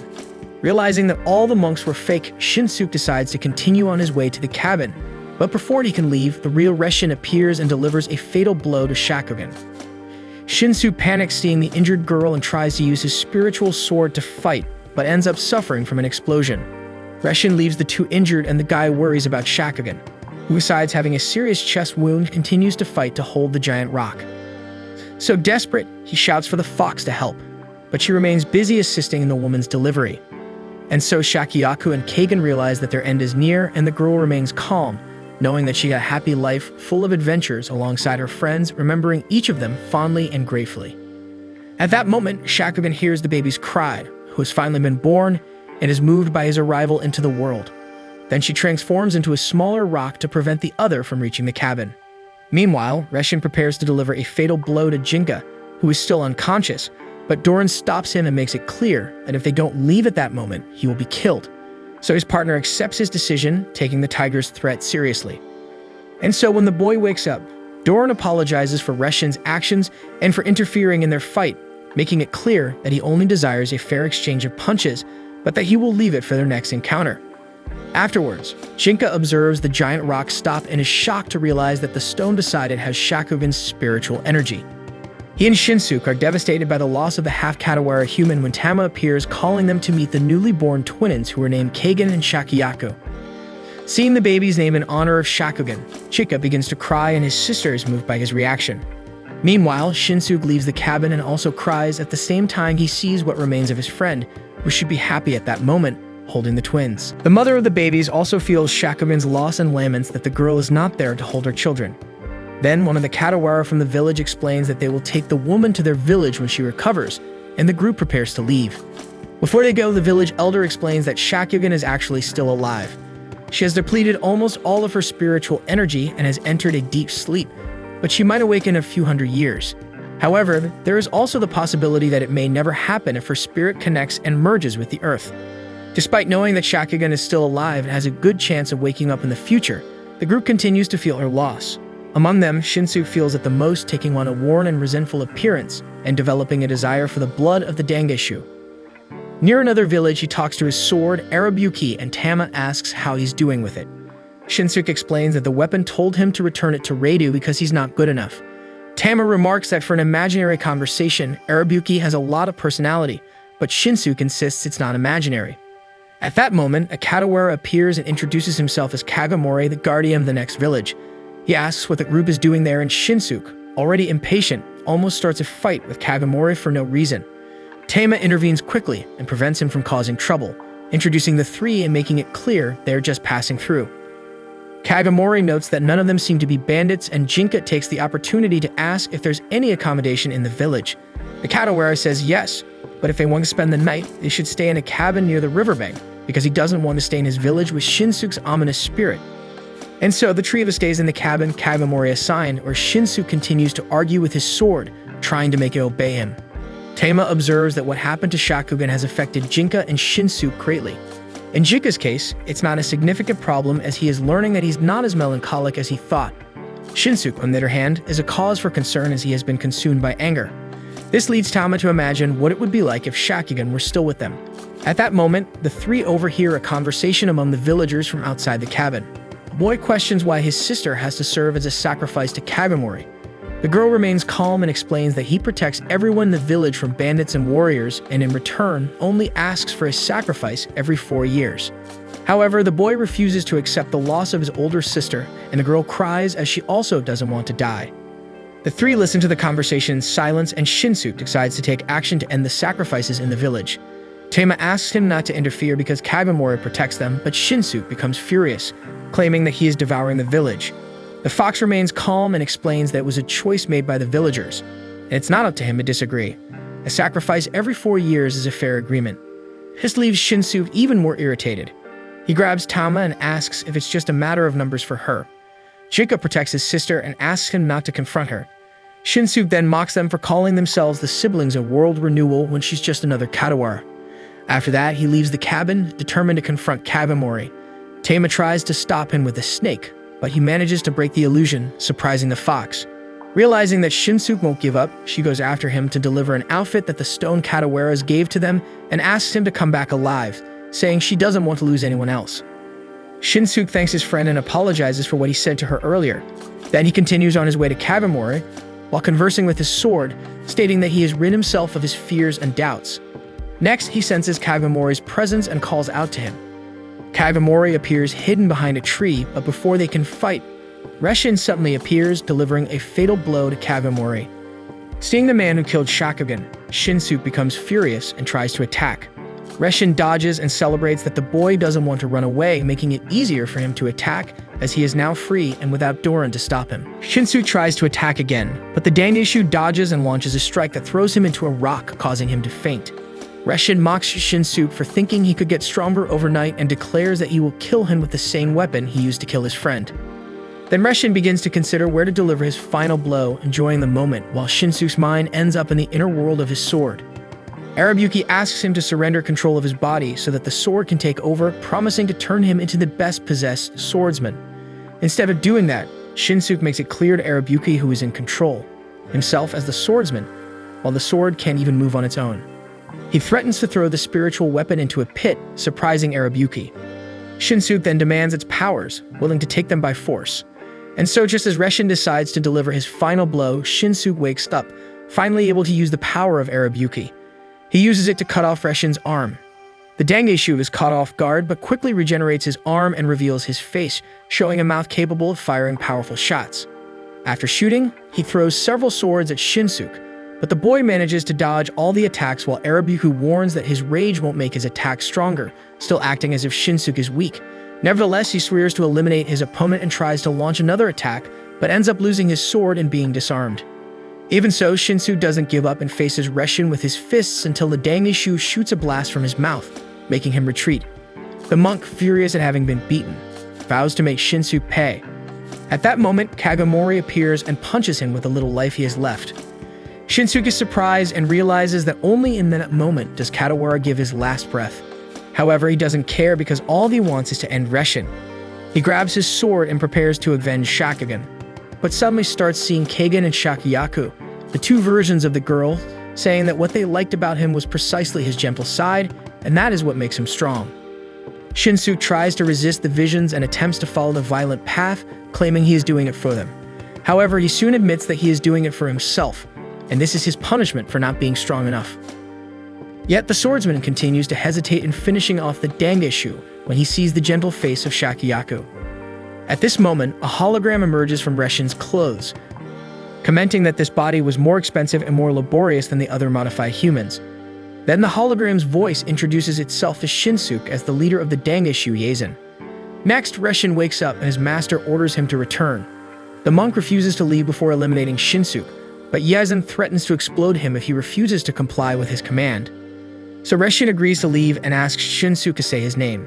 The boy explains that he is called Takikichi, from the village Hachikusa, because Shinsuke Hyoudou is just a made-up name. Then his opponent explains that he is called Barry Zalmor and that Reshin is his nickname. After the two properly introduce themselves, they swear to make the other pay. Then the Dangeshu disappears and Shinsuke continues his way back to the cabin, realizing that he has finally gained the strength he wanted so much to rid himself of the oppression he feels, but it was all in vain. On the way, one of the villagers questions why he attacked Kagomori and expresses concern about the safety of the place without the guardian. Shinsuke says that the villagers can protect themselves without needing anyone, but the man says that none of them knows how to handle weapons and therefore cannot fight. This angers Shinsuke, and he yells at the man that if that's the case, everyone should die because the weak have no place in this world. The man runs away in fear, and Shinsuke begins to question what he is doing by attacking a Katawara and shouting at a simple, frightened peasant. He becomes frustrated with everything around him, and when he approaches the cabin, he finds Tama and Jinka waiting for his arrival to leave before the villagers decide to confront them for attacking the guardian. Shinsuke regrets it, as he didn't even kill Kagomori himself, realizing that this may be the reason for his irritation. Then he apologizes to the two for having to leave the lodging to sleep in the open, and Jinka replies that he is used to him bringing trouble. Later, the trio begins to leave, and Shinsuke sees from afar the boy and his sister, who would have been sacrificed. They signal thanks, but Shinsuke does not respond in any way, still irritated with the whole situation. At night, already camped, Shinsuke reveals that his real name is Takichi, and Tama mentions that she found it odd for a peasant to have a samurai's name. Then she asks what his goal is and why he is traveling with them. He replies that he still wants to become strong enough not to be oppressed. Jinka then questions if he intends to achieve this goal by diving headfirst into deadly battles with two borrowed swords. Shinsuke becomes irritated with the comment and questions Jinka for saying he loves the Katawaras but keeps attacking them, while showing hatred for humans and protecting them. The two start challenging each other, and Tama stops them with just one command. Then Shinsuke says that at the moment, he just wants to eliminate the Dangeshu to prevent them from repeating what they did to Shakugan. Jinka agrees on this point, as spiritually modified humans are an insult to all Katawaras, according to him. Next, Tegma observes how the group lost only one person, yet everything became quieter. During the night, as usual, Shinsuke dedicates himself to his sword training to become strong, and the next morning they set out on the journey until they reach a place where Jinka feels an intense power. Suddenly, two giant Tengus appear in the group's path, along with a girl who introduces herself as a new ally to fight the Dangeshu. Shinsuke finds her a bit suspicious, and Tama notes that she must be someone extraordinary to control such huge Tengus. Then the girl tells the three in a hurry before he catches up with them, making the trio ask who she was referring to, who she is, and where they are going. The girl answers the questions and explains that she is a mountain goddess, a spirit of water and wood, and they are on their way to a safe place to rest and need to hurry because the Dangeshu's dragon is on their tail. And so the three follow the goddess, while Tama realizes they should have guessed that Jinan is the next to go after the group, as three of the beast leaders have already failed to defeat them. Then Shinsuke asks why the goddess left her bodyguards behind. She explains that she doesn't need protection and comments that the fairy eyes must have noticed. None of them understands whom the goddess referred to, and she explains that she is talking to Jinka, mentioning that his eyes were sealed. His sister and Shinsuke notice that his eyes are each of a different color, but the goddess says they can talk more about it later when they reach the location. So the group follows the goddess until they reach the entrance of a cave, and inside they are surprised by the appearance of the place. The goddess thanks the three for trusting her by following her, saying that there they are safe from the dragon. Then she invites them to talk peacefully. Meanwhile, at the cave entrance, the two giant Tengus stand guard, and the dragon man asks them to clear the way. The creatures refuse, explaining they are following the boss's orders. Then Jinan says that he and his companion also have orders to enter the cave and asks Senyan to deal with them. The Tegus get excited to face the boy, but in a matter of seconds, he leaves them in pieces, clearing the way for his master. Back inside the cave, the goddess explains that the old Dagon who told her about the group is an old friend who communicates with her through a communicating stone. Additionally, the goddess reveals her desire to become an ally of the trio, which Jinka thinks is an excellent idea. But his sister is already worried about what the goddess wants from them, as they are already indebted to her for being protected from the Dragon Man. The goddess then confesses that she indeed wants one thing from the trio, because she wants to awaken Taisen, the castle where the Dangeshu conduct their experiments. She explains that Taisen is a lesser deity of the mountain just like her, but the monks brainwashed him to turn him into a servant. Then Jinka asks what to do to bring Taisen back, and the goddess says it's just a matter of giving him a slap, but the group finds that idea absurd. Meanwhile, Jinan praises Senya for defeating the Tengus. However, the bodies of the creatures transform into several crows that say, since they were defeated, it will give a clue about where the group they are looking for is. But each bird speaks in a different direction, making Jimin realize that it's a spell to leave him and Senya lost, meaning they are at the entrance of another cave. So the boy scares away the crows, and his master comments that facing real spells like that will be good for him. At the same time, the goddess explains to the trio that she only needs a guide to Taisen because the Dangeshu's barrier prevents her from locating her friend, and after they show her the location, she will deal with him. In exchange for the favor, the goddess promises to take one of the 3 most valuable soldiers of the Dangeshu out of play. Then the group reflects that she is not referring to Taisen or the Dragon Man, and the goddess clarifies that she is talking about the fox Kazunoha, which shocks Tama. The goddess tells the story of a man who belonged to a family of merchants and enlisted to become a Dangeshu thanks to his spiritual power.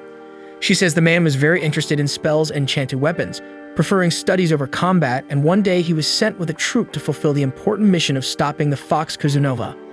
However, instead of completing the task, he ended up falling in love with her, and for some reason, the fox returned his feelings and the couple joined forces to exterminate the troop, using transfiguration. The goddess then reveals that the man is Yazen, the current leader of the Dangeshu, and the fox Kuzunoha, Tama's mother, who is horrified and ashamed to learn about her mother's relationship with the monk leader. Jinka asks if this means that Yazen is her father, but Tama is irritated by the question and reminds her brother that she is over 100 years old and older than the man. Shinsuke then asks if the Dangeshu holds the power of Tama's mother, but the goddess explains that actually Yazen told the order that he managed to kill the fox and fulfill the mission, and keeps her hidden in a place where they both study how to turn Katawaras into humans, which resulted in the discovery of how to make spiritually modified humans like Shakugan. Upon hearing this, Shinsuke wishes for Yazen's death, and Tama agrees with her friend, saying that if her mother, who has always been diving headfirst into new passions, is involved in the experiments, she should also pay for her actions. At that moment, a bunch of crows arrive in the cave, along with a girl who falls on top of Shinsuke. Her name is Rinzu, and she tells the goddess that she came to give information about the Dragon Man. Afterwards, she says that he is meditating in the spiritual pocket of the mountain, trying to break the disorientation spell. Then the goddess thanks the crows for their help and dismisses them so that the birds can rest.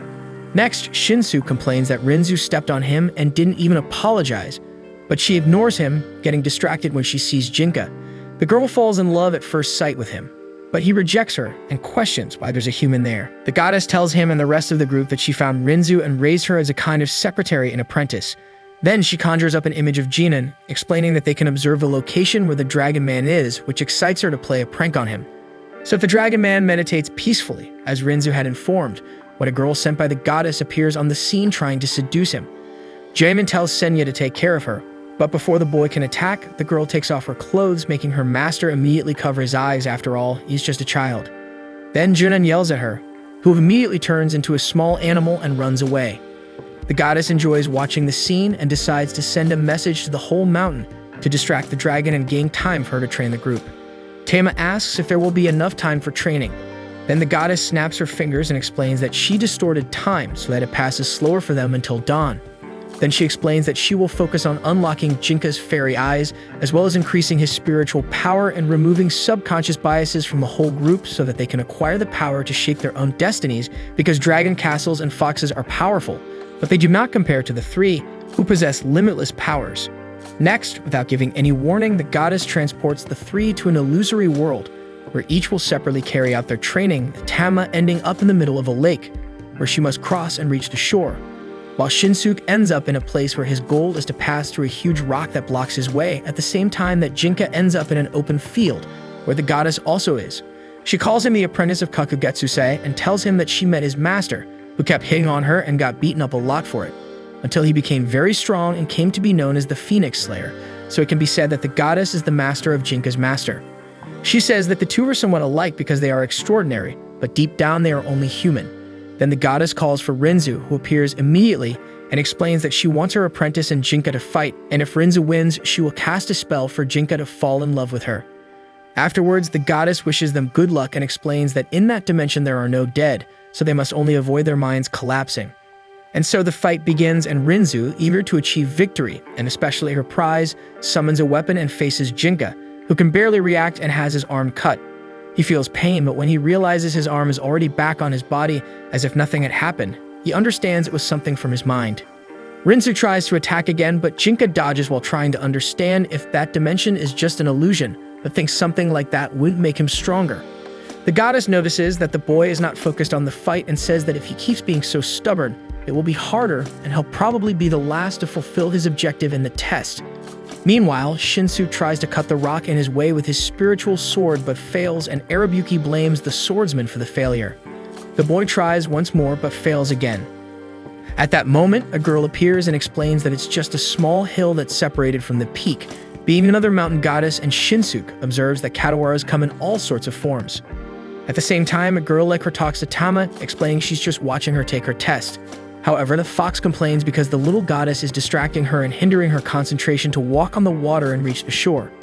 Tama tries to focus, but the girl makes a face, making her laugh and, consequently, sink into the water, leading the fox to understand that distraction is part of her training.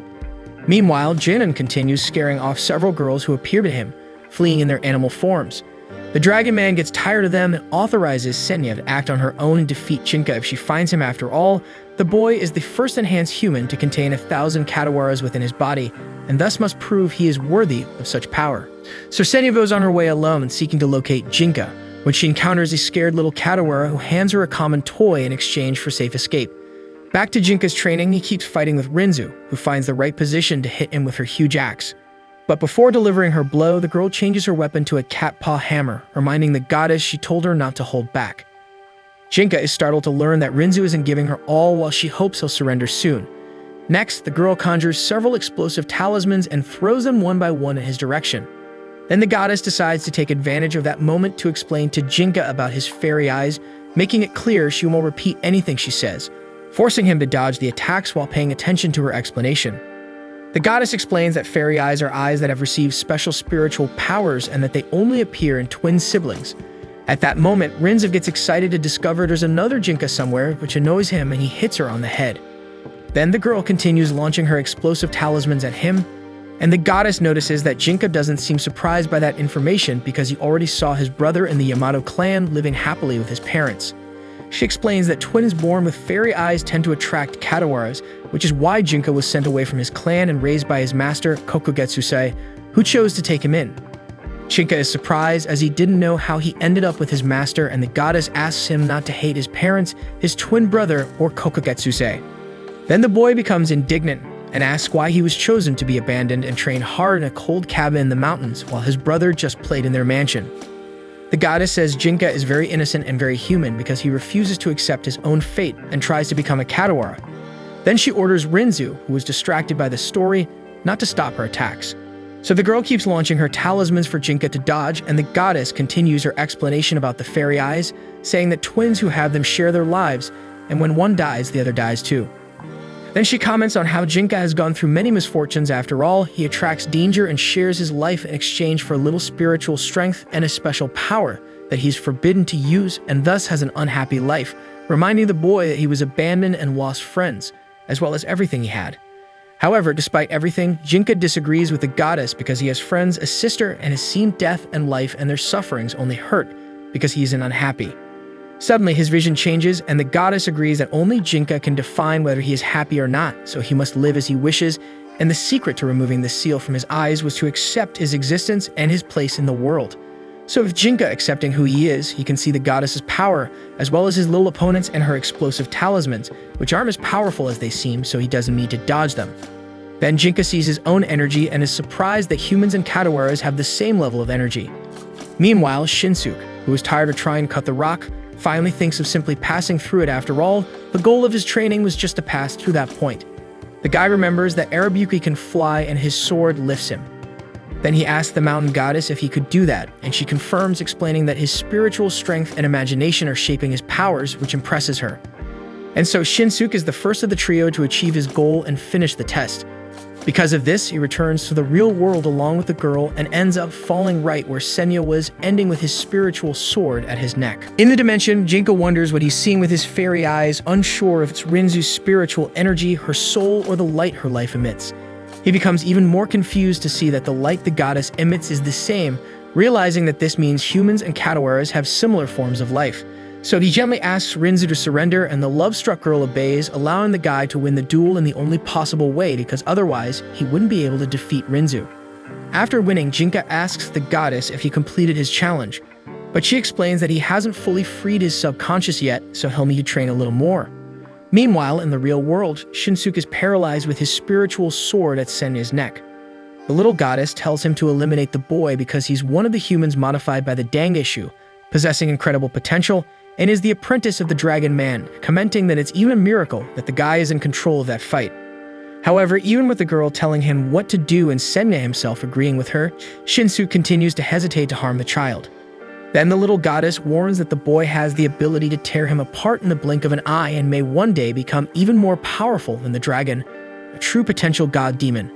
Shinsuke is terrified to imagine what that boy will become one day, but still, he doesn't care because that doesn't change the fact that Senya is still just a child. So he cries while becoming even more furious with the Dangishu for taking only a child to perform their experiments and fill him with monsters, and Senya is surprised to see how his opponent was moved by his situation. Then Shinsuke releases the boy, ignoring the goddess and her sword, Arabuki, who also thinks this attitude is a mistake. The swordsman accepts his fate and asks Senya to eliminate him quickly. The boy transforms his arm into Katawara, but instead of hitting Shinsuke, he only breaks his toy and leaves, unable to harm someone who spared him in that way. After Senya leaves, the goddess agrees with Shinsuke that the boy is just a child, but reminds him that he has just spared the life of the future king of monsters.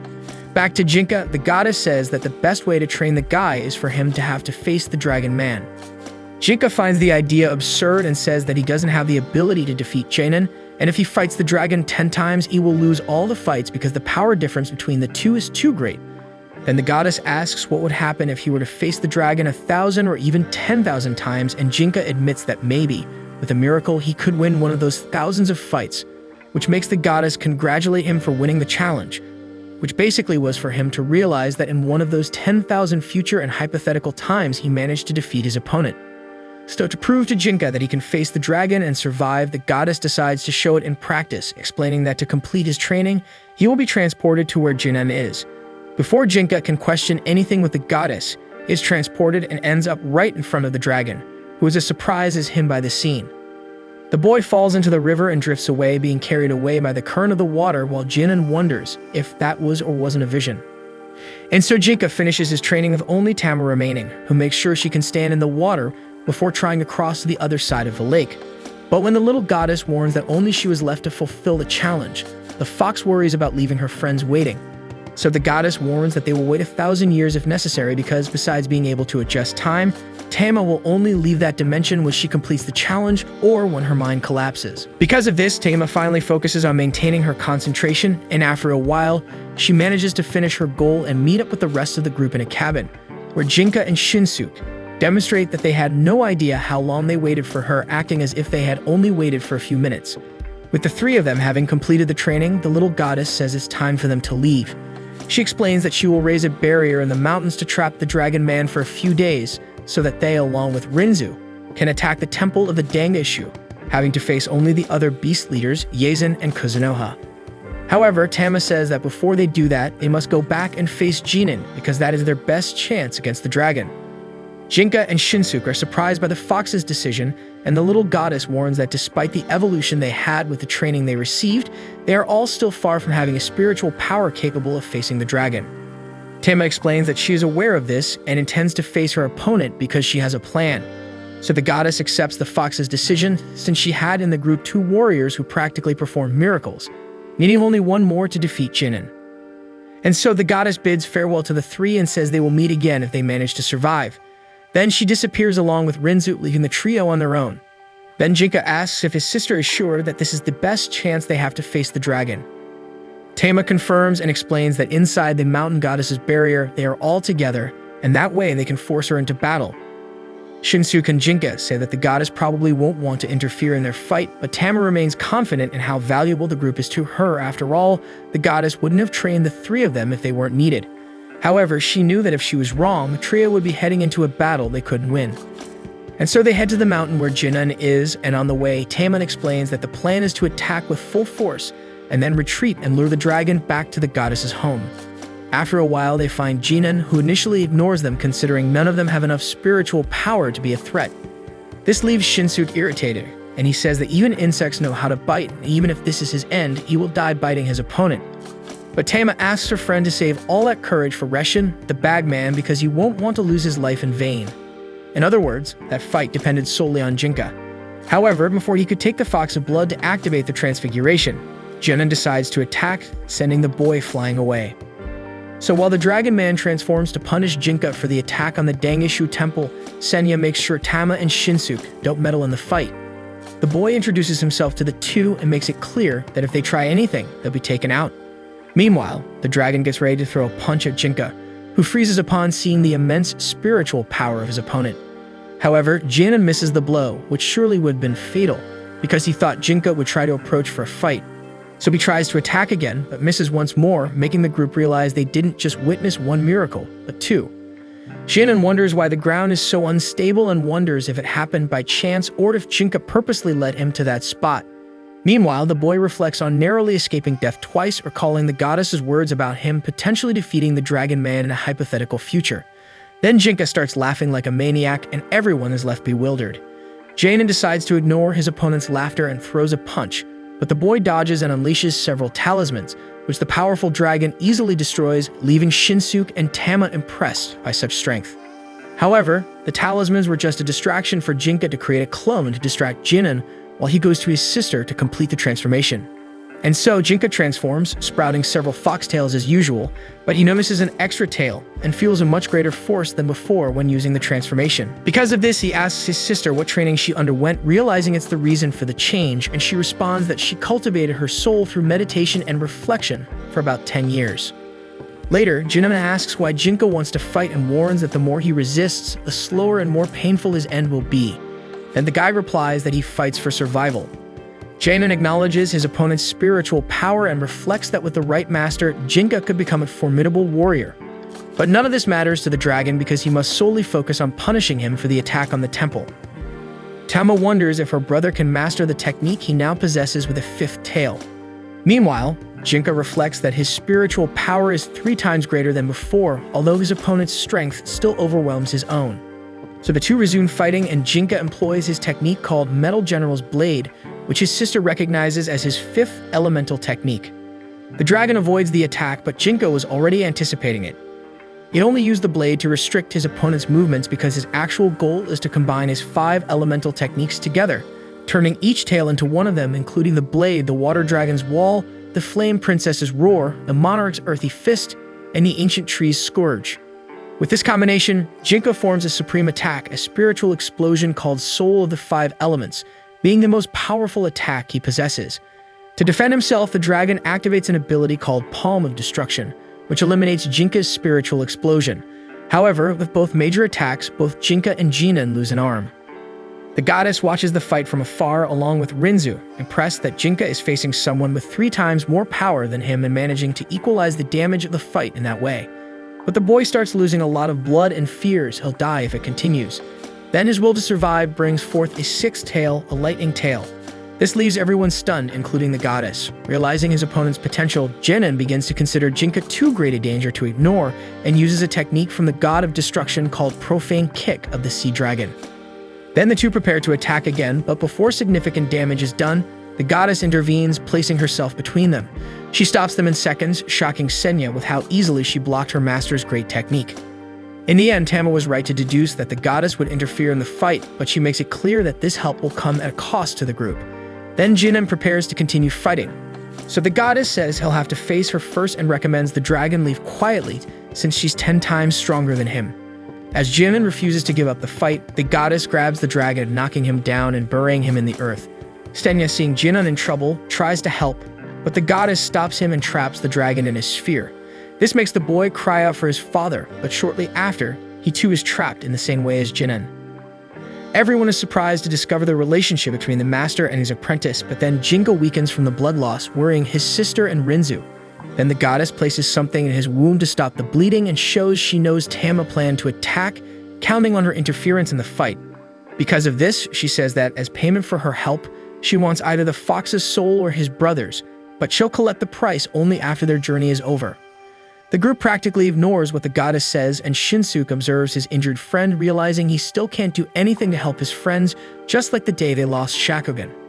Then the goddess bids farewell to the trio and leaves her apprentice with them, asking Rinzu to inform her when they find Taisen.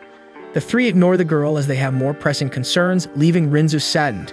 Then they depart with her, making it as clear as possible that she wants to help them in any way she can, although none of the three care. But anyway, the group becomes a quartet again, just like it used to be. In the main temple of the Dangashu, Yazen tells Doran that Jinan and Senya were sealed by the mountain goddess, and Jinka and his group are on their way there.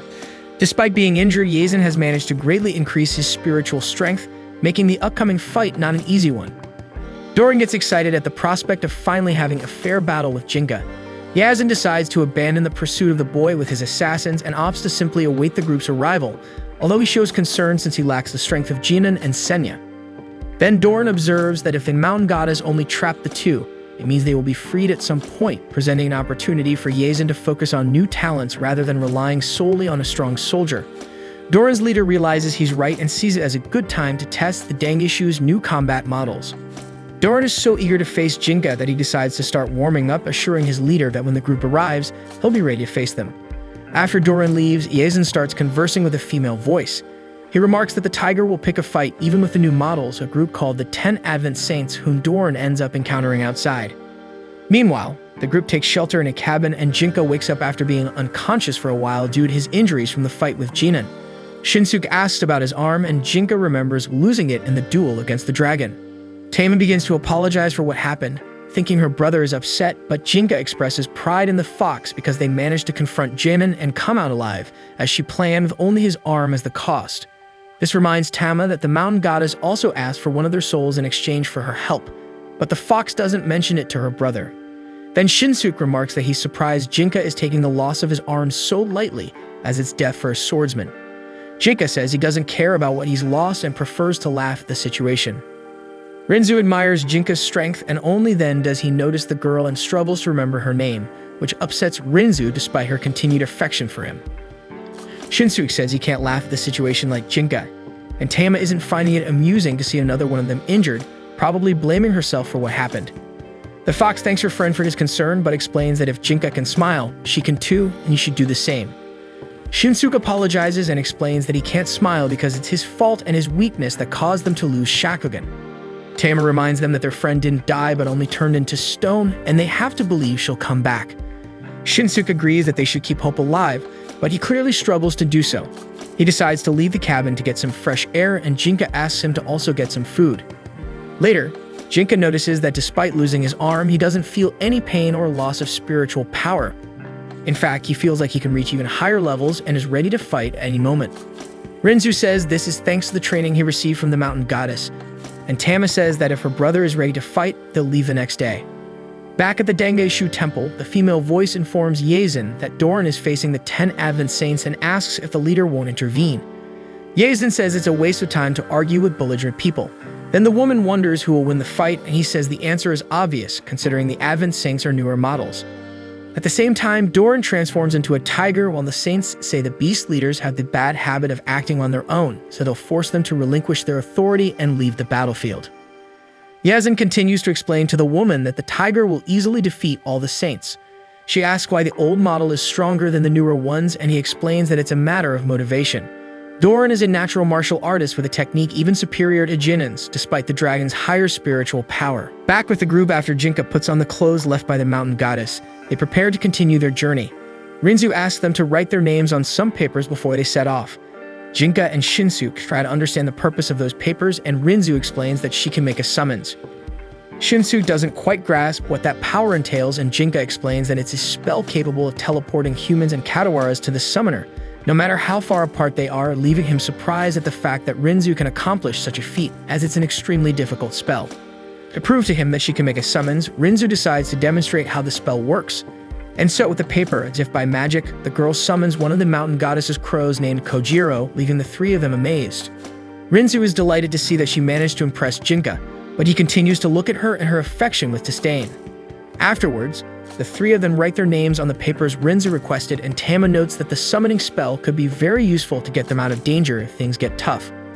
Rinzu confirms and explains that she also has other papers with the names of some Katawaras who volunteered to fight when they heard that the group was going to face the Dangishu. Tama declines help from any of the Katawaras Rinzu can summon and explains that they're not fighting for revenge, but to reform the world and bring justice to those who conduct cruel experiments on humans and Katawaras. Rinzu is surprised by the reason for the group's fight, but sees some sense in it when the fox explains that she loves humans while Jinka loves Katawaras. However, Shinsuke makes it clear that unlike the two of them, he's in this fight for revenge. Tama doesn't question Shinsuke's motives and continues explaining to Rinzu to avoid involving Katawaras in the battle and to use his summoning spell only for the group's protection, which makes the crow Kojiro observe that it won't be an easy fight for the four. Sometime later, the group arrives at the entrance of the Dangishu temple and decides to invade the main entrance, just as they did last time. Then the fox separates from the group and exposes her neck so Jinka can take her blood to activate the transformation, taking the opportunity to say that if he manages to obtain Yazen's research and become Katawara as he desires, the two of them will be able to have a romantic relationship, unlike just being siblings. Tama says that if he intends to conduct sadistic experiments like the leader of the Dangishu, she herself will stop him. And with that, Jinka understands that if he uses another method, she will consider the matter. And so the boy ingests the fox of blood and activates the transformation while she thinks that her soul might be devoured before Jinka can transform into Katawara, but she shows interest in his proposal. Later, Jinka prepares to invade the temple and Shinsuke says he'll go with him, while Rinzu says she'll look for Master Taisen, and Tama will confront someone else. Meanwhile, Yazen continues talking to the woman who we discover is Kuzunoha, Tama's mother. The man comments that the group has arrived and asks who her daughter's father is, showing jealousy of her past, and the fox says she'll tell him who the father is if Tama can find her. When the group reaches the main entrance of the temple, Doran was already waiting for them. The tiger explains that he is the only one they will have to face because the rest of the Dangishu deduced that the four would sneak into the temple, and so they went to protect other places, which is a good thing because it will allow him and Jinka to have a duel without interruptions. The boy starts attacking with his monarch's earthy fist, but the tiger uses brute force and punches him squarely in the face, making it clear that he will fight for real. Doran reveals that he has been learning Western techniques to be able to face Jinan, and with that, he learned a defensive maneuver called wind dodge, which makes him much more agile. Tama and Rinzu are worried about Jinka's safety, while Shinsuke analyzes the surroundings, looking for something. The fight continues, and Jinka keeps getting punched in the face until suddenly Shinsuke wields his sword and hits Reshin squarely, who suddenly appeared on the scene. But then Shinsuke discovers that it's another one of the monk's Shikigemis.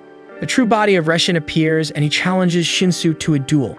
The swordsman accepts without hesitation, as that was the reason he wanted to go to the temple. So the two move away from the group to fight, and Tama tells Shinsuke that if he gets into trouble, he should shout loudly for Rinzu to summon him. Meanwhile, Yazen and Kuzunoha observe the situation from afar. Jinka continues to face the tiger and summons his sixth tail to channel more spiritual power.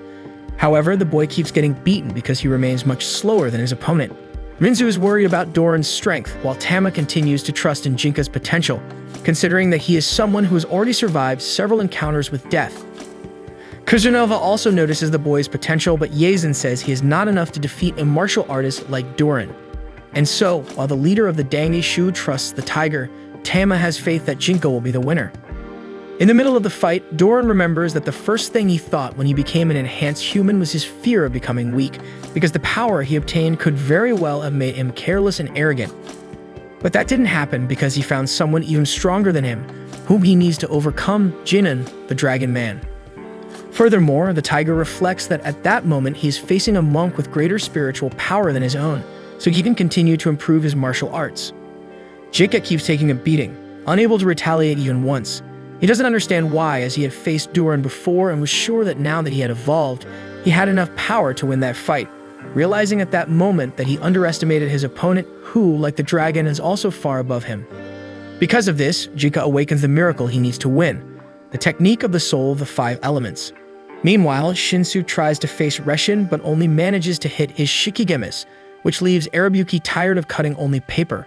He follows Reshin to the entrance of a cave where the monk challenges the swordsman to enter, and Shinsuke doesn't hesitate to follow him. Shinsuke enters the cave in search of his opponent and goes straight until he reaches a building where he encounters another Dangishu, who upon seeing him transforms into a creature, revealing to be another enhanced human, and asks Shinsuke how dare he invade their laboratory. Shinsuke asks the monk to get out of his way, explaining that he is after a specific target. But before the Dangishu can respond, Reshin appears using a mega-large and elaborate body to fight Shinsuke and strikes the monk from behind. And so Shinsuke and Reshin are excited that the time has finally come for them to duel. Back at the temple entrance, Jinka continues to take a beating from Doran until he uses the power of his fairy eyes to see his opponent's energy, thereby identifying the tiger's attacks in advance to dodge them. Suddenly, the arm that the boy lost in the battle against the dragon begins to shine, and a new arm of pure spiritual energy emerges, hitting the tiger squarely and sending him flying. Rinzu and Tama remember the seed that the mountain goddess planted in Jinka's arm, and Doran laughs at having taken a beating and says he will reward his opponent by showing another interesting trick he is still learning to use. And so the tiger begins to prepare his technique, which Jinka realizes consists of several sources of spiritual energy. At the same time, Reshin summons a technique just as powerful to hit Shinsuke, leaving the two boys worried about the attacks that are about to come. After Reshin attacks Shinsuke, causing a huge smoke cloud, he celebrates his victory, only to be surprised to realize that his opponent managed to escape the attack. The guy still manages to retaliate by landing another punch on Reshin, making it the fight where he took the most beating in his life. However, even though Shinsuke ends up ahead, his enchanted sword complains about him not using it instead of his fist. The swordsman realizes that Arabuki was right and grabs his sword to strike, but Reshin blocks it, making him realize he missed his chance to inflict damage on the opponent. So Shinsuke backs off and says he'll find a hell for Reshin. The Dangishu gets excited and suggests they both look for a hell together. And so Shinsuke runs with Reshin close behind. While he thinks that his opponent is right after all, both of them are filled with hatred and bitterness, and even the Katawaras he knows are more serene and human than the two. Back to the Jinka fight. Unlike Shinsuke, who managed to dodge the opponent's attack, the monk takes the tiger's blow head-on and ends up knocked down, leaving Tama and Rinzu worried. But even though he's injured, Jinka manages to stand up, which surprises Doran because the technique he used on the boy distorts space-time, allowing him to deliver thousands of simultaneous blows in a second. Tama doesn't quite understand the tiger's explanation, and the mountain crow explains that the technique works as if he were summoning fists repeatedly. With the attack, Jinka feels dizzy and becomes confused about what was happening, unable to remember the tiger or his new arm made of spiritual energy. So he has the brilliant idea of literally sticking his hand into his head to poke around inside, trying to remember what was happening. Everyone doesn't understand what was going on, but with this, Jinka ends up modifying his brain and manages to awaken a new tail, this time being one of wind, bringing the guy to have a total of 7 tails. Tama worries that her brother is taking on more than he can handle, unlike him who just gets excited about gaining more power. Doran also gets excited and admires his opponent's potential, who managed to gain 3 new tails in such a short time. So the two prepare to continue fighting, and Jinka attacks with everything, striking the tiger at an absurd speed and with an attack resembling a spear, which makes him decide to call the new attack Spear of the Wind God. Doran acknowledges it as a powerful move but says it's too direct and therefore won't work a second time. So Jinka prepares to unleash his ultimate technique, which is a combination of his 5 main techniques called Soul of the 5 Elements, and uses his wind and lightning tails to surround the tiger, preventing him from escaping his energy bomb. Doran observes that it was an intelligent strategy from the boy, but says it won't matter. He begins to advance towards him as Jinka prepares to unleash his ultimate technique, when suddenly a group of hooded figures walks calmly right in the middle of the fight, completely ignoring the duel. The two are left baffled, and this group disappears as if they had never passed by. Then the tiger is hit by Jinka's energy bomb, but he doesn't care because he was focused on the hooded figures that passed by them. The guy asks if his sister saw the group, but neither she nor Rinzu saw anyone. Jinka continues to be confused about what had happened when Doran gets up and walks over to them. The guy prepares to fight, but his sister stops him, realizing that Doran no longer had intentions of fighting. The tiger says that Jinka has an unbelievable power and anyone else would have been reduced to ashes with that attack. So he surrenders, explaining that even though he's standing, his energy and spiritual power are completely drained, and he's unable to continue fighting. Doran accepts his fate, but as much as Jinka wanted to finish off his opponent, Tama tells them to just move on. The tiger then asks if the guy enjoyed the fight. Jinka denies, explaining that it hurt like hell, but Doran says that unlike him, he had quite a bit of fun. Then the tiger collapses on the ground and the group leaves him there and continues on their way.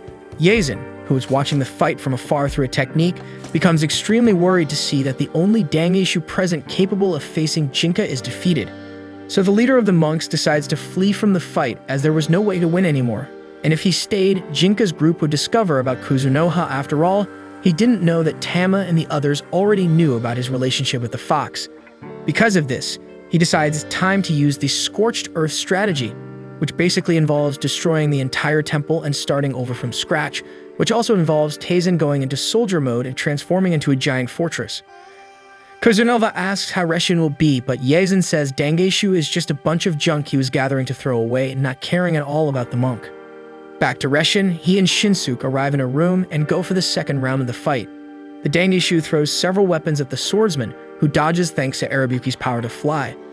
The weapon chuckles as it realizes that for some reason, whether due to Shinsuke's lack of spiritual power or because he doesn't know how to handle a sword, its winds are not restricted with him, allowing it to fly freely. So Arabuki begins to fly, completely taking control of Shinsuke's movements while complaining about the tight space it's in. Reshin continues to try to hit his opponent, and the sword has the idea of putting Shinsuke up high, causing the Dangaishu to hit the ceiling of the room and release an exit to the open air. Then Arabuki takes Shinsuke towards the sky, and Reshin follows him for his equipment. The two start to duel while flying, and Tama and the others spot them from below. Arabuki finds joy in being Shinsuke's wings and remarks that he's never felt so free. Then the weapon asks where his master wishes to go, and he responds that he only wants to cut down his opponent. Arabuki considers that goal irrelevant when there's an endless horizon like that, devoid of hatred or vengeance, because strength and weakness mean nothing beneath a vast blue sky. Shinsuke is taken aback by receiving advice from his sword and by it finding his previous piece. As to him, it's nothing more than a personality he invented. Reshin questions why Shinsuke is talking to himself. Then the swordsman attacks, pondering what Arabuki said, managing to split Reshin's strange equipment in half and, in doing so, causing a huge explosion. The Dangaishu around hear the noise and grow concerned, but Inga reassures them, saying it must have been just thunder. He even jokes it might have been Doran's belly rumbling. Then Ohao, realizing his partner was outdated, informs that the tiger was defeated and the laboratory destroyed, with Reshin likely not having survived. Inga reflects that this is the end of the main temple of the Dangaishu and how they were supposed to be an order of monks combating monsters, and that those men before him are the only Dangaishu the world needs, but now they are paying the price for forgetting their purposes and becoming thirsty for power. Meanwhile, Reshin emerges from the wreckage of his equipment and attacks Shinsuke, causing the guy's sword to fly into a tree. The two, blinded by hatred, begin exchanging punches, but in a particularly strong beating that Shinsuke manages to deliver, his opponent literally starts to disintegrate like a true mummy in a bizarre manner. Jinka observes that the monk no longer has spiritual power to sustain the body of talismans and thus met his end. Then Shinsuke shouts as he realizes he finally managed to eliminate his enemy and avenge Shakugan. While the guy has his moment, Jinka notices that his witch sword gained spiritual power and became a Katawara, explaining how he could fight. Tama wonders what kind of creature Reshin was, one of the 4 beast leaders of the Dangaishu, but Shinsuke replies that he was just a nobody named Barry. Then he goes to Arabuki and remarks that when he and the Dangaishu were fighting, blinded by hate, his sword sought its ideal. Tama then tells Shinsuke that he can go home if he wants, now that he has avenged Shakugan, imagining that his friend is tired of that journey. However, the swordsman refuses and says that as long as the one responsible for the modified humans exists, he will continue being a demon. Tama understands his friend. Then after bidding farewell to Reshin, Shinsuke and his group head on. On the way, he calls Jinka, who responds to his name for the first time as he never took him seriously because of the hatred he feels towards humans. Then Shinsuke asks if he still wants to become a Katawara and says that as far as he knows, humans and Katawaras are the same. Jinka agrees, surprising the swordsman. He explains that they are the same inside, but the containers are different, and that he has an idea of how to get this new container to fulfill his desire to become a Katawara. Tama scolds her brother and says that altering the brain with his spiritual hand as he did in the fight with Doran was very dangerous, and so it should not be repeated. After all, what happened to Reshin is what happens to those who seek unlimited power, and she doesn't want that to happen to him. Suddenly, everything starts to shake and Rinzu sends the mountain crow to see what it is. Kojiro flies and comes face to face with Master Taisen. He warns the group and Rinzu realizes that this is the moment to use her summoning power to call upon the mountain goddess. However, after using her ability, no one appears and Taisen stands right in front of them.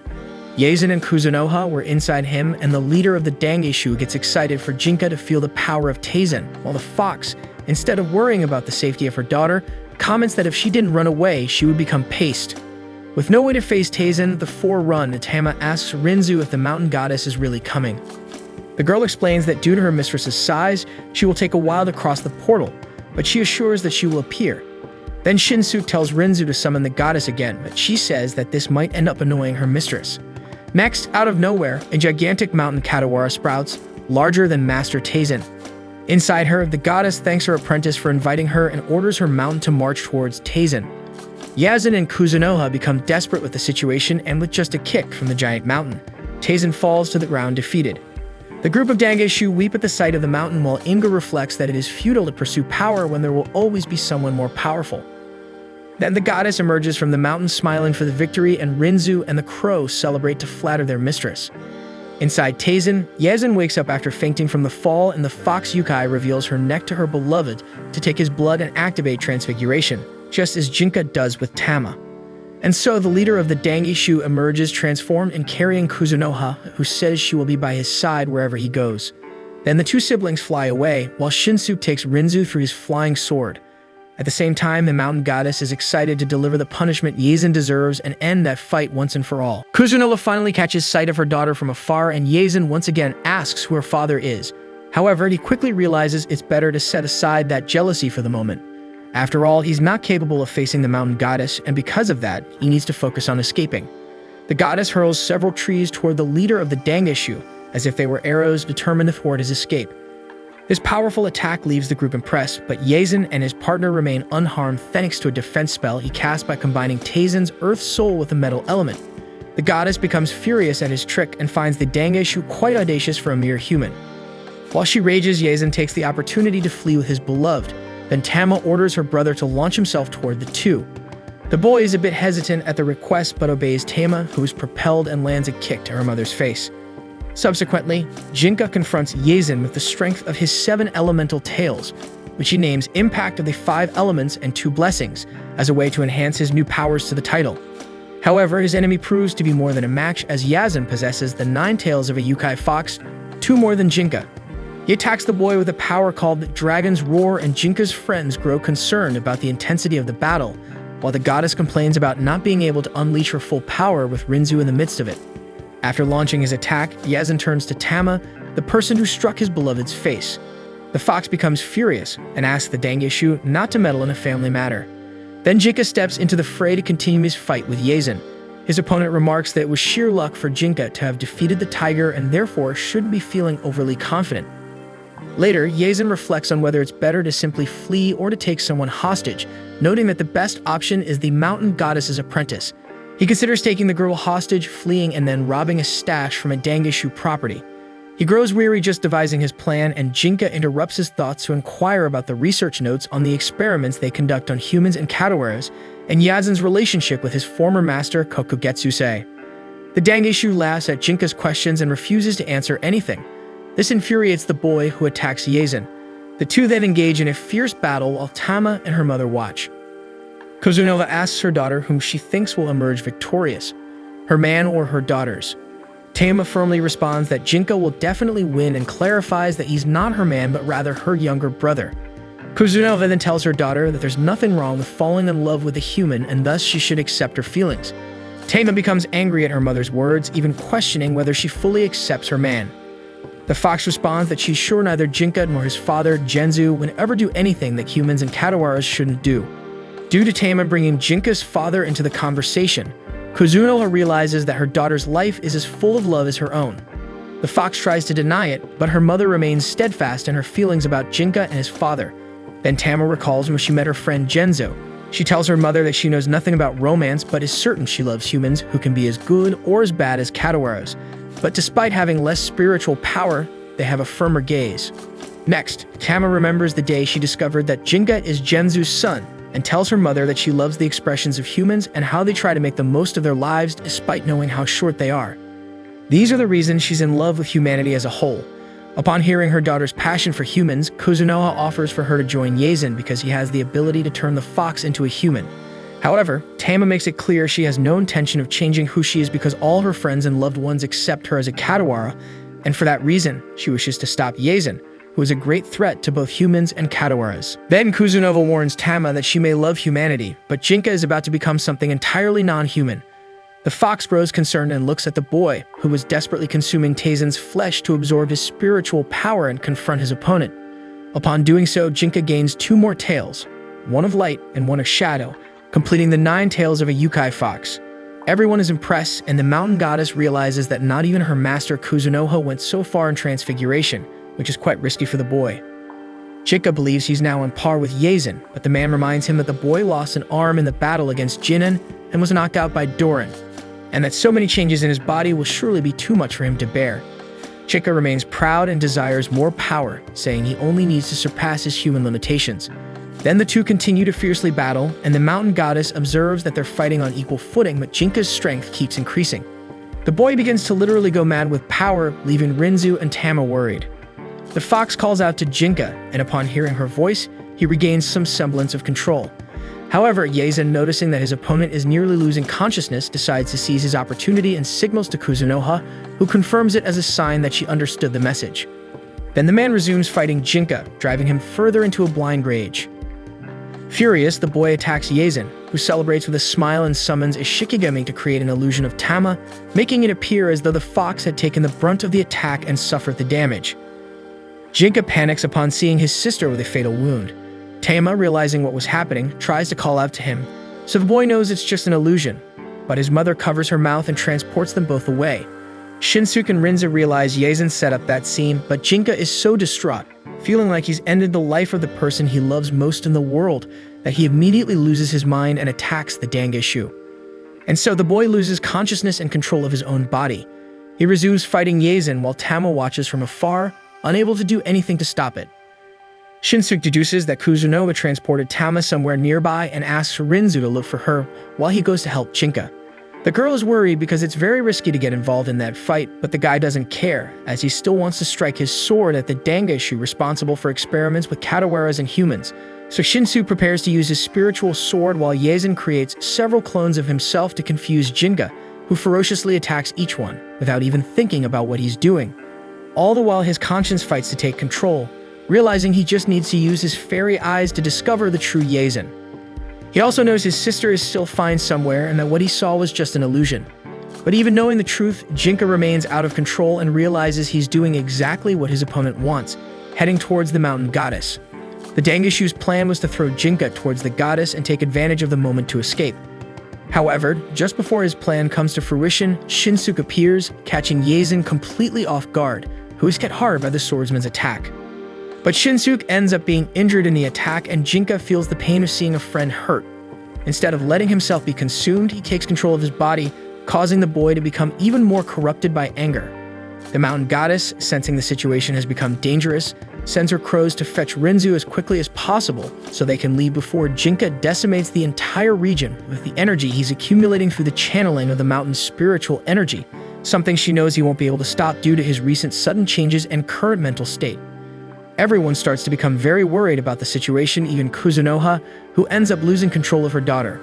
So Tama quickly escapes her mother's arms and calls out to Jinka, but her brother had already become an apocalyptic divine beast, stronger than any nine-tailed fox.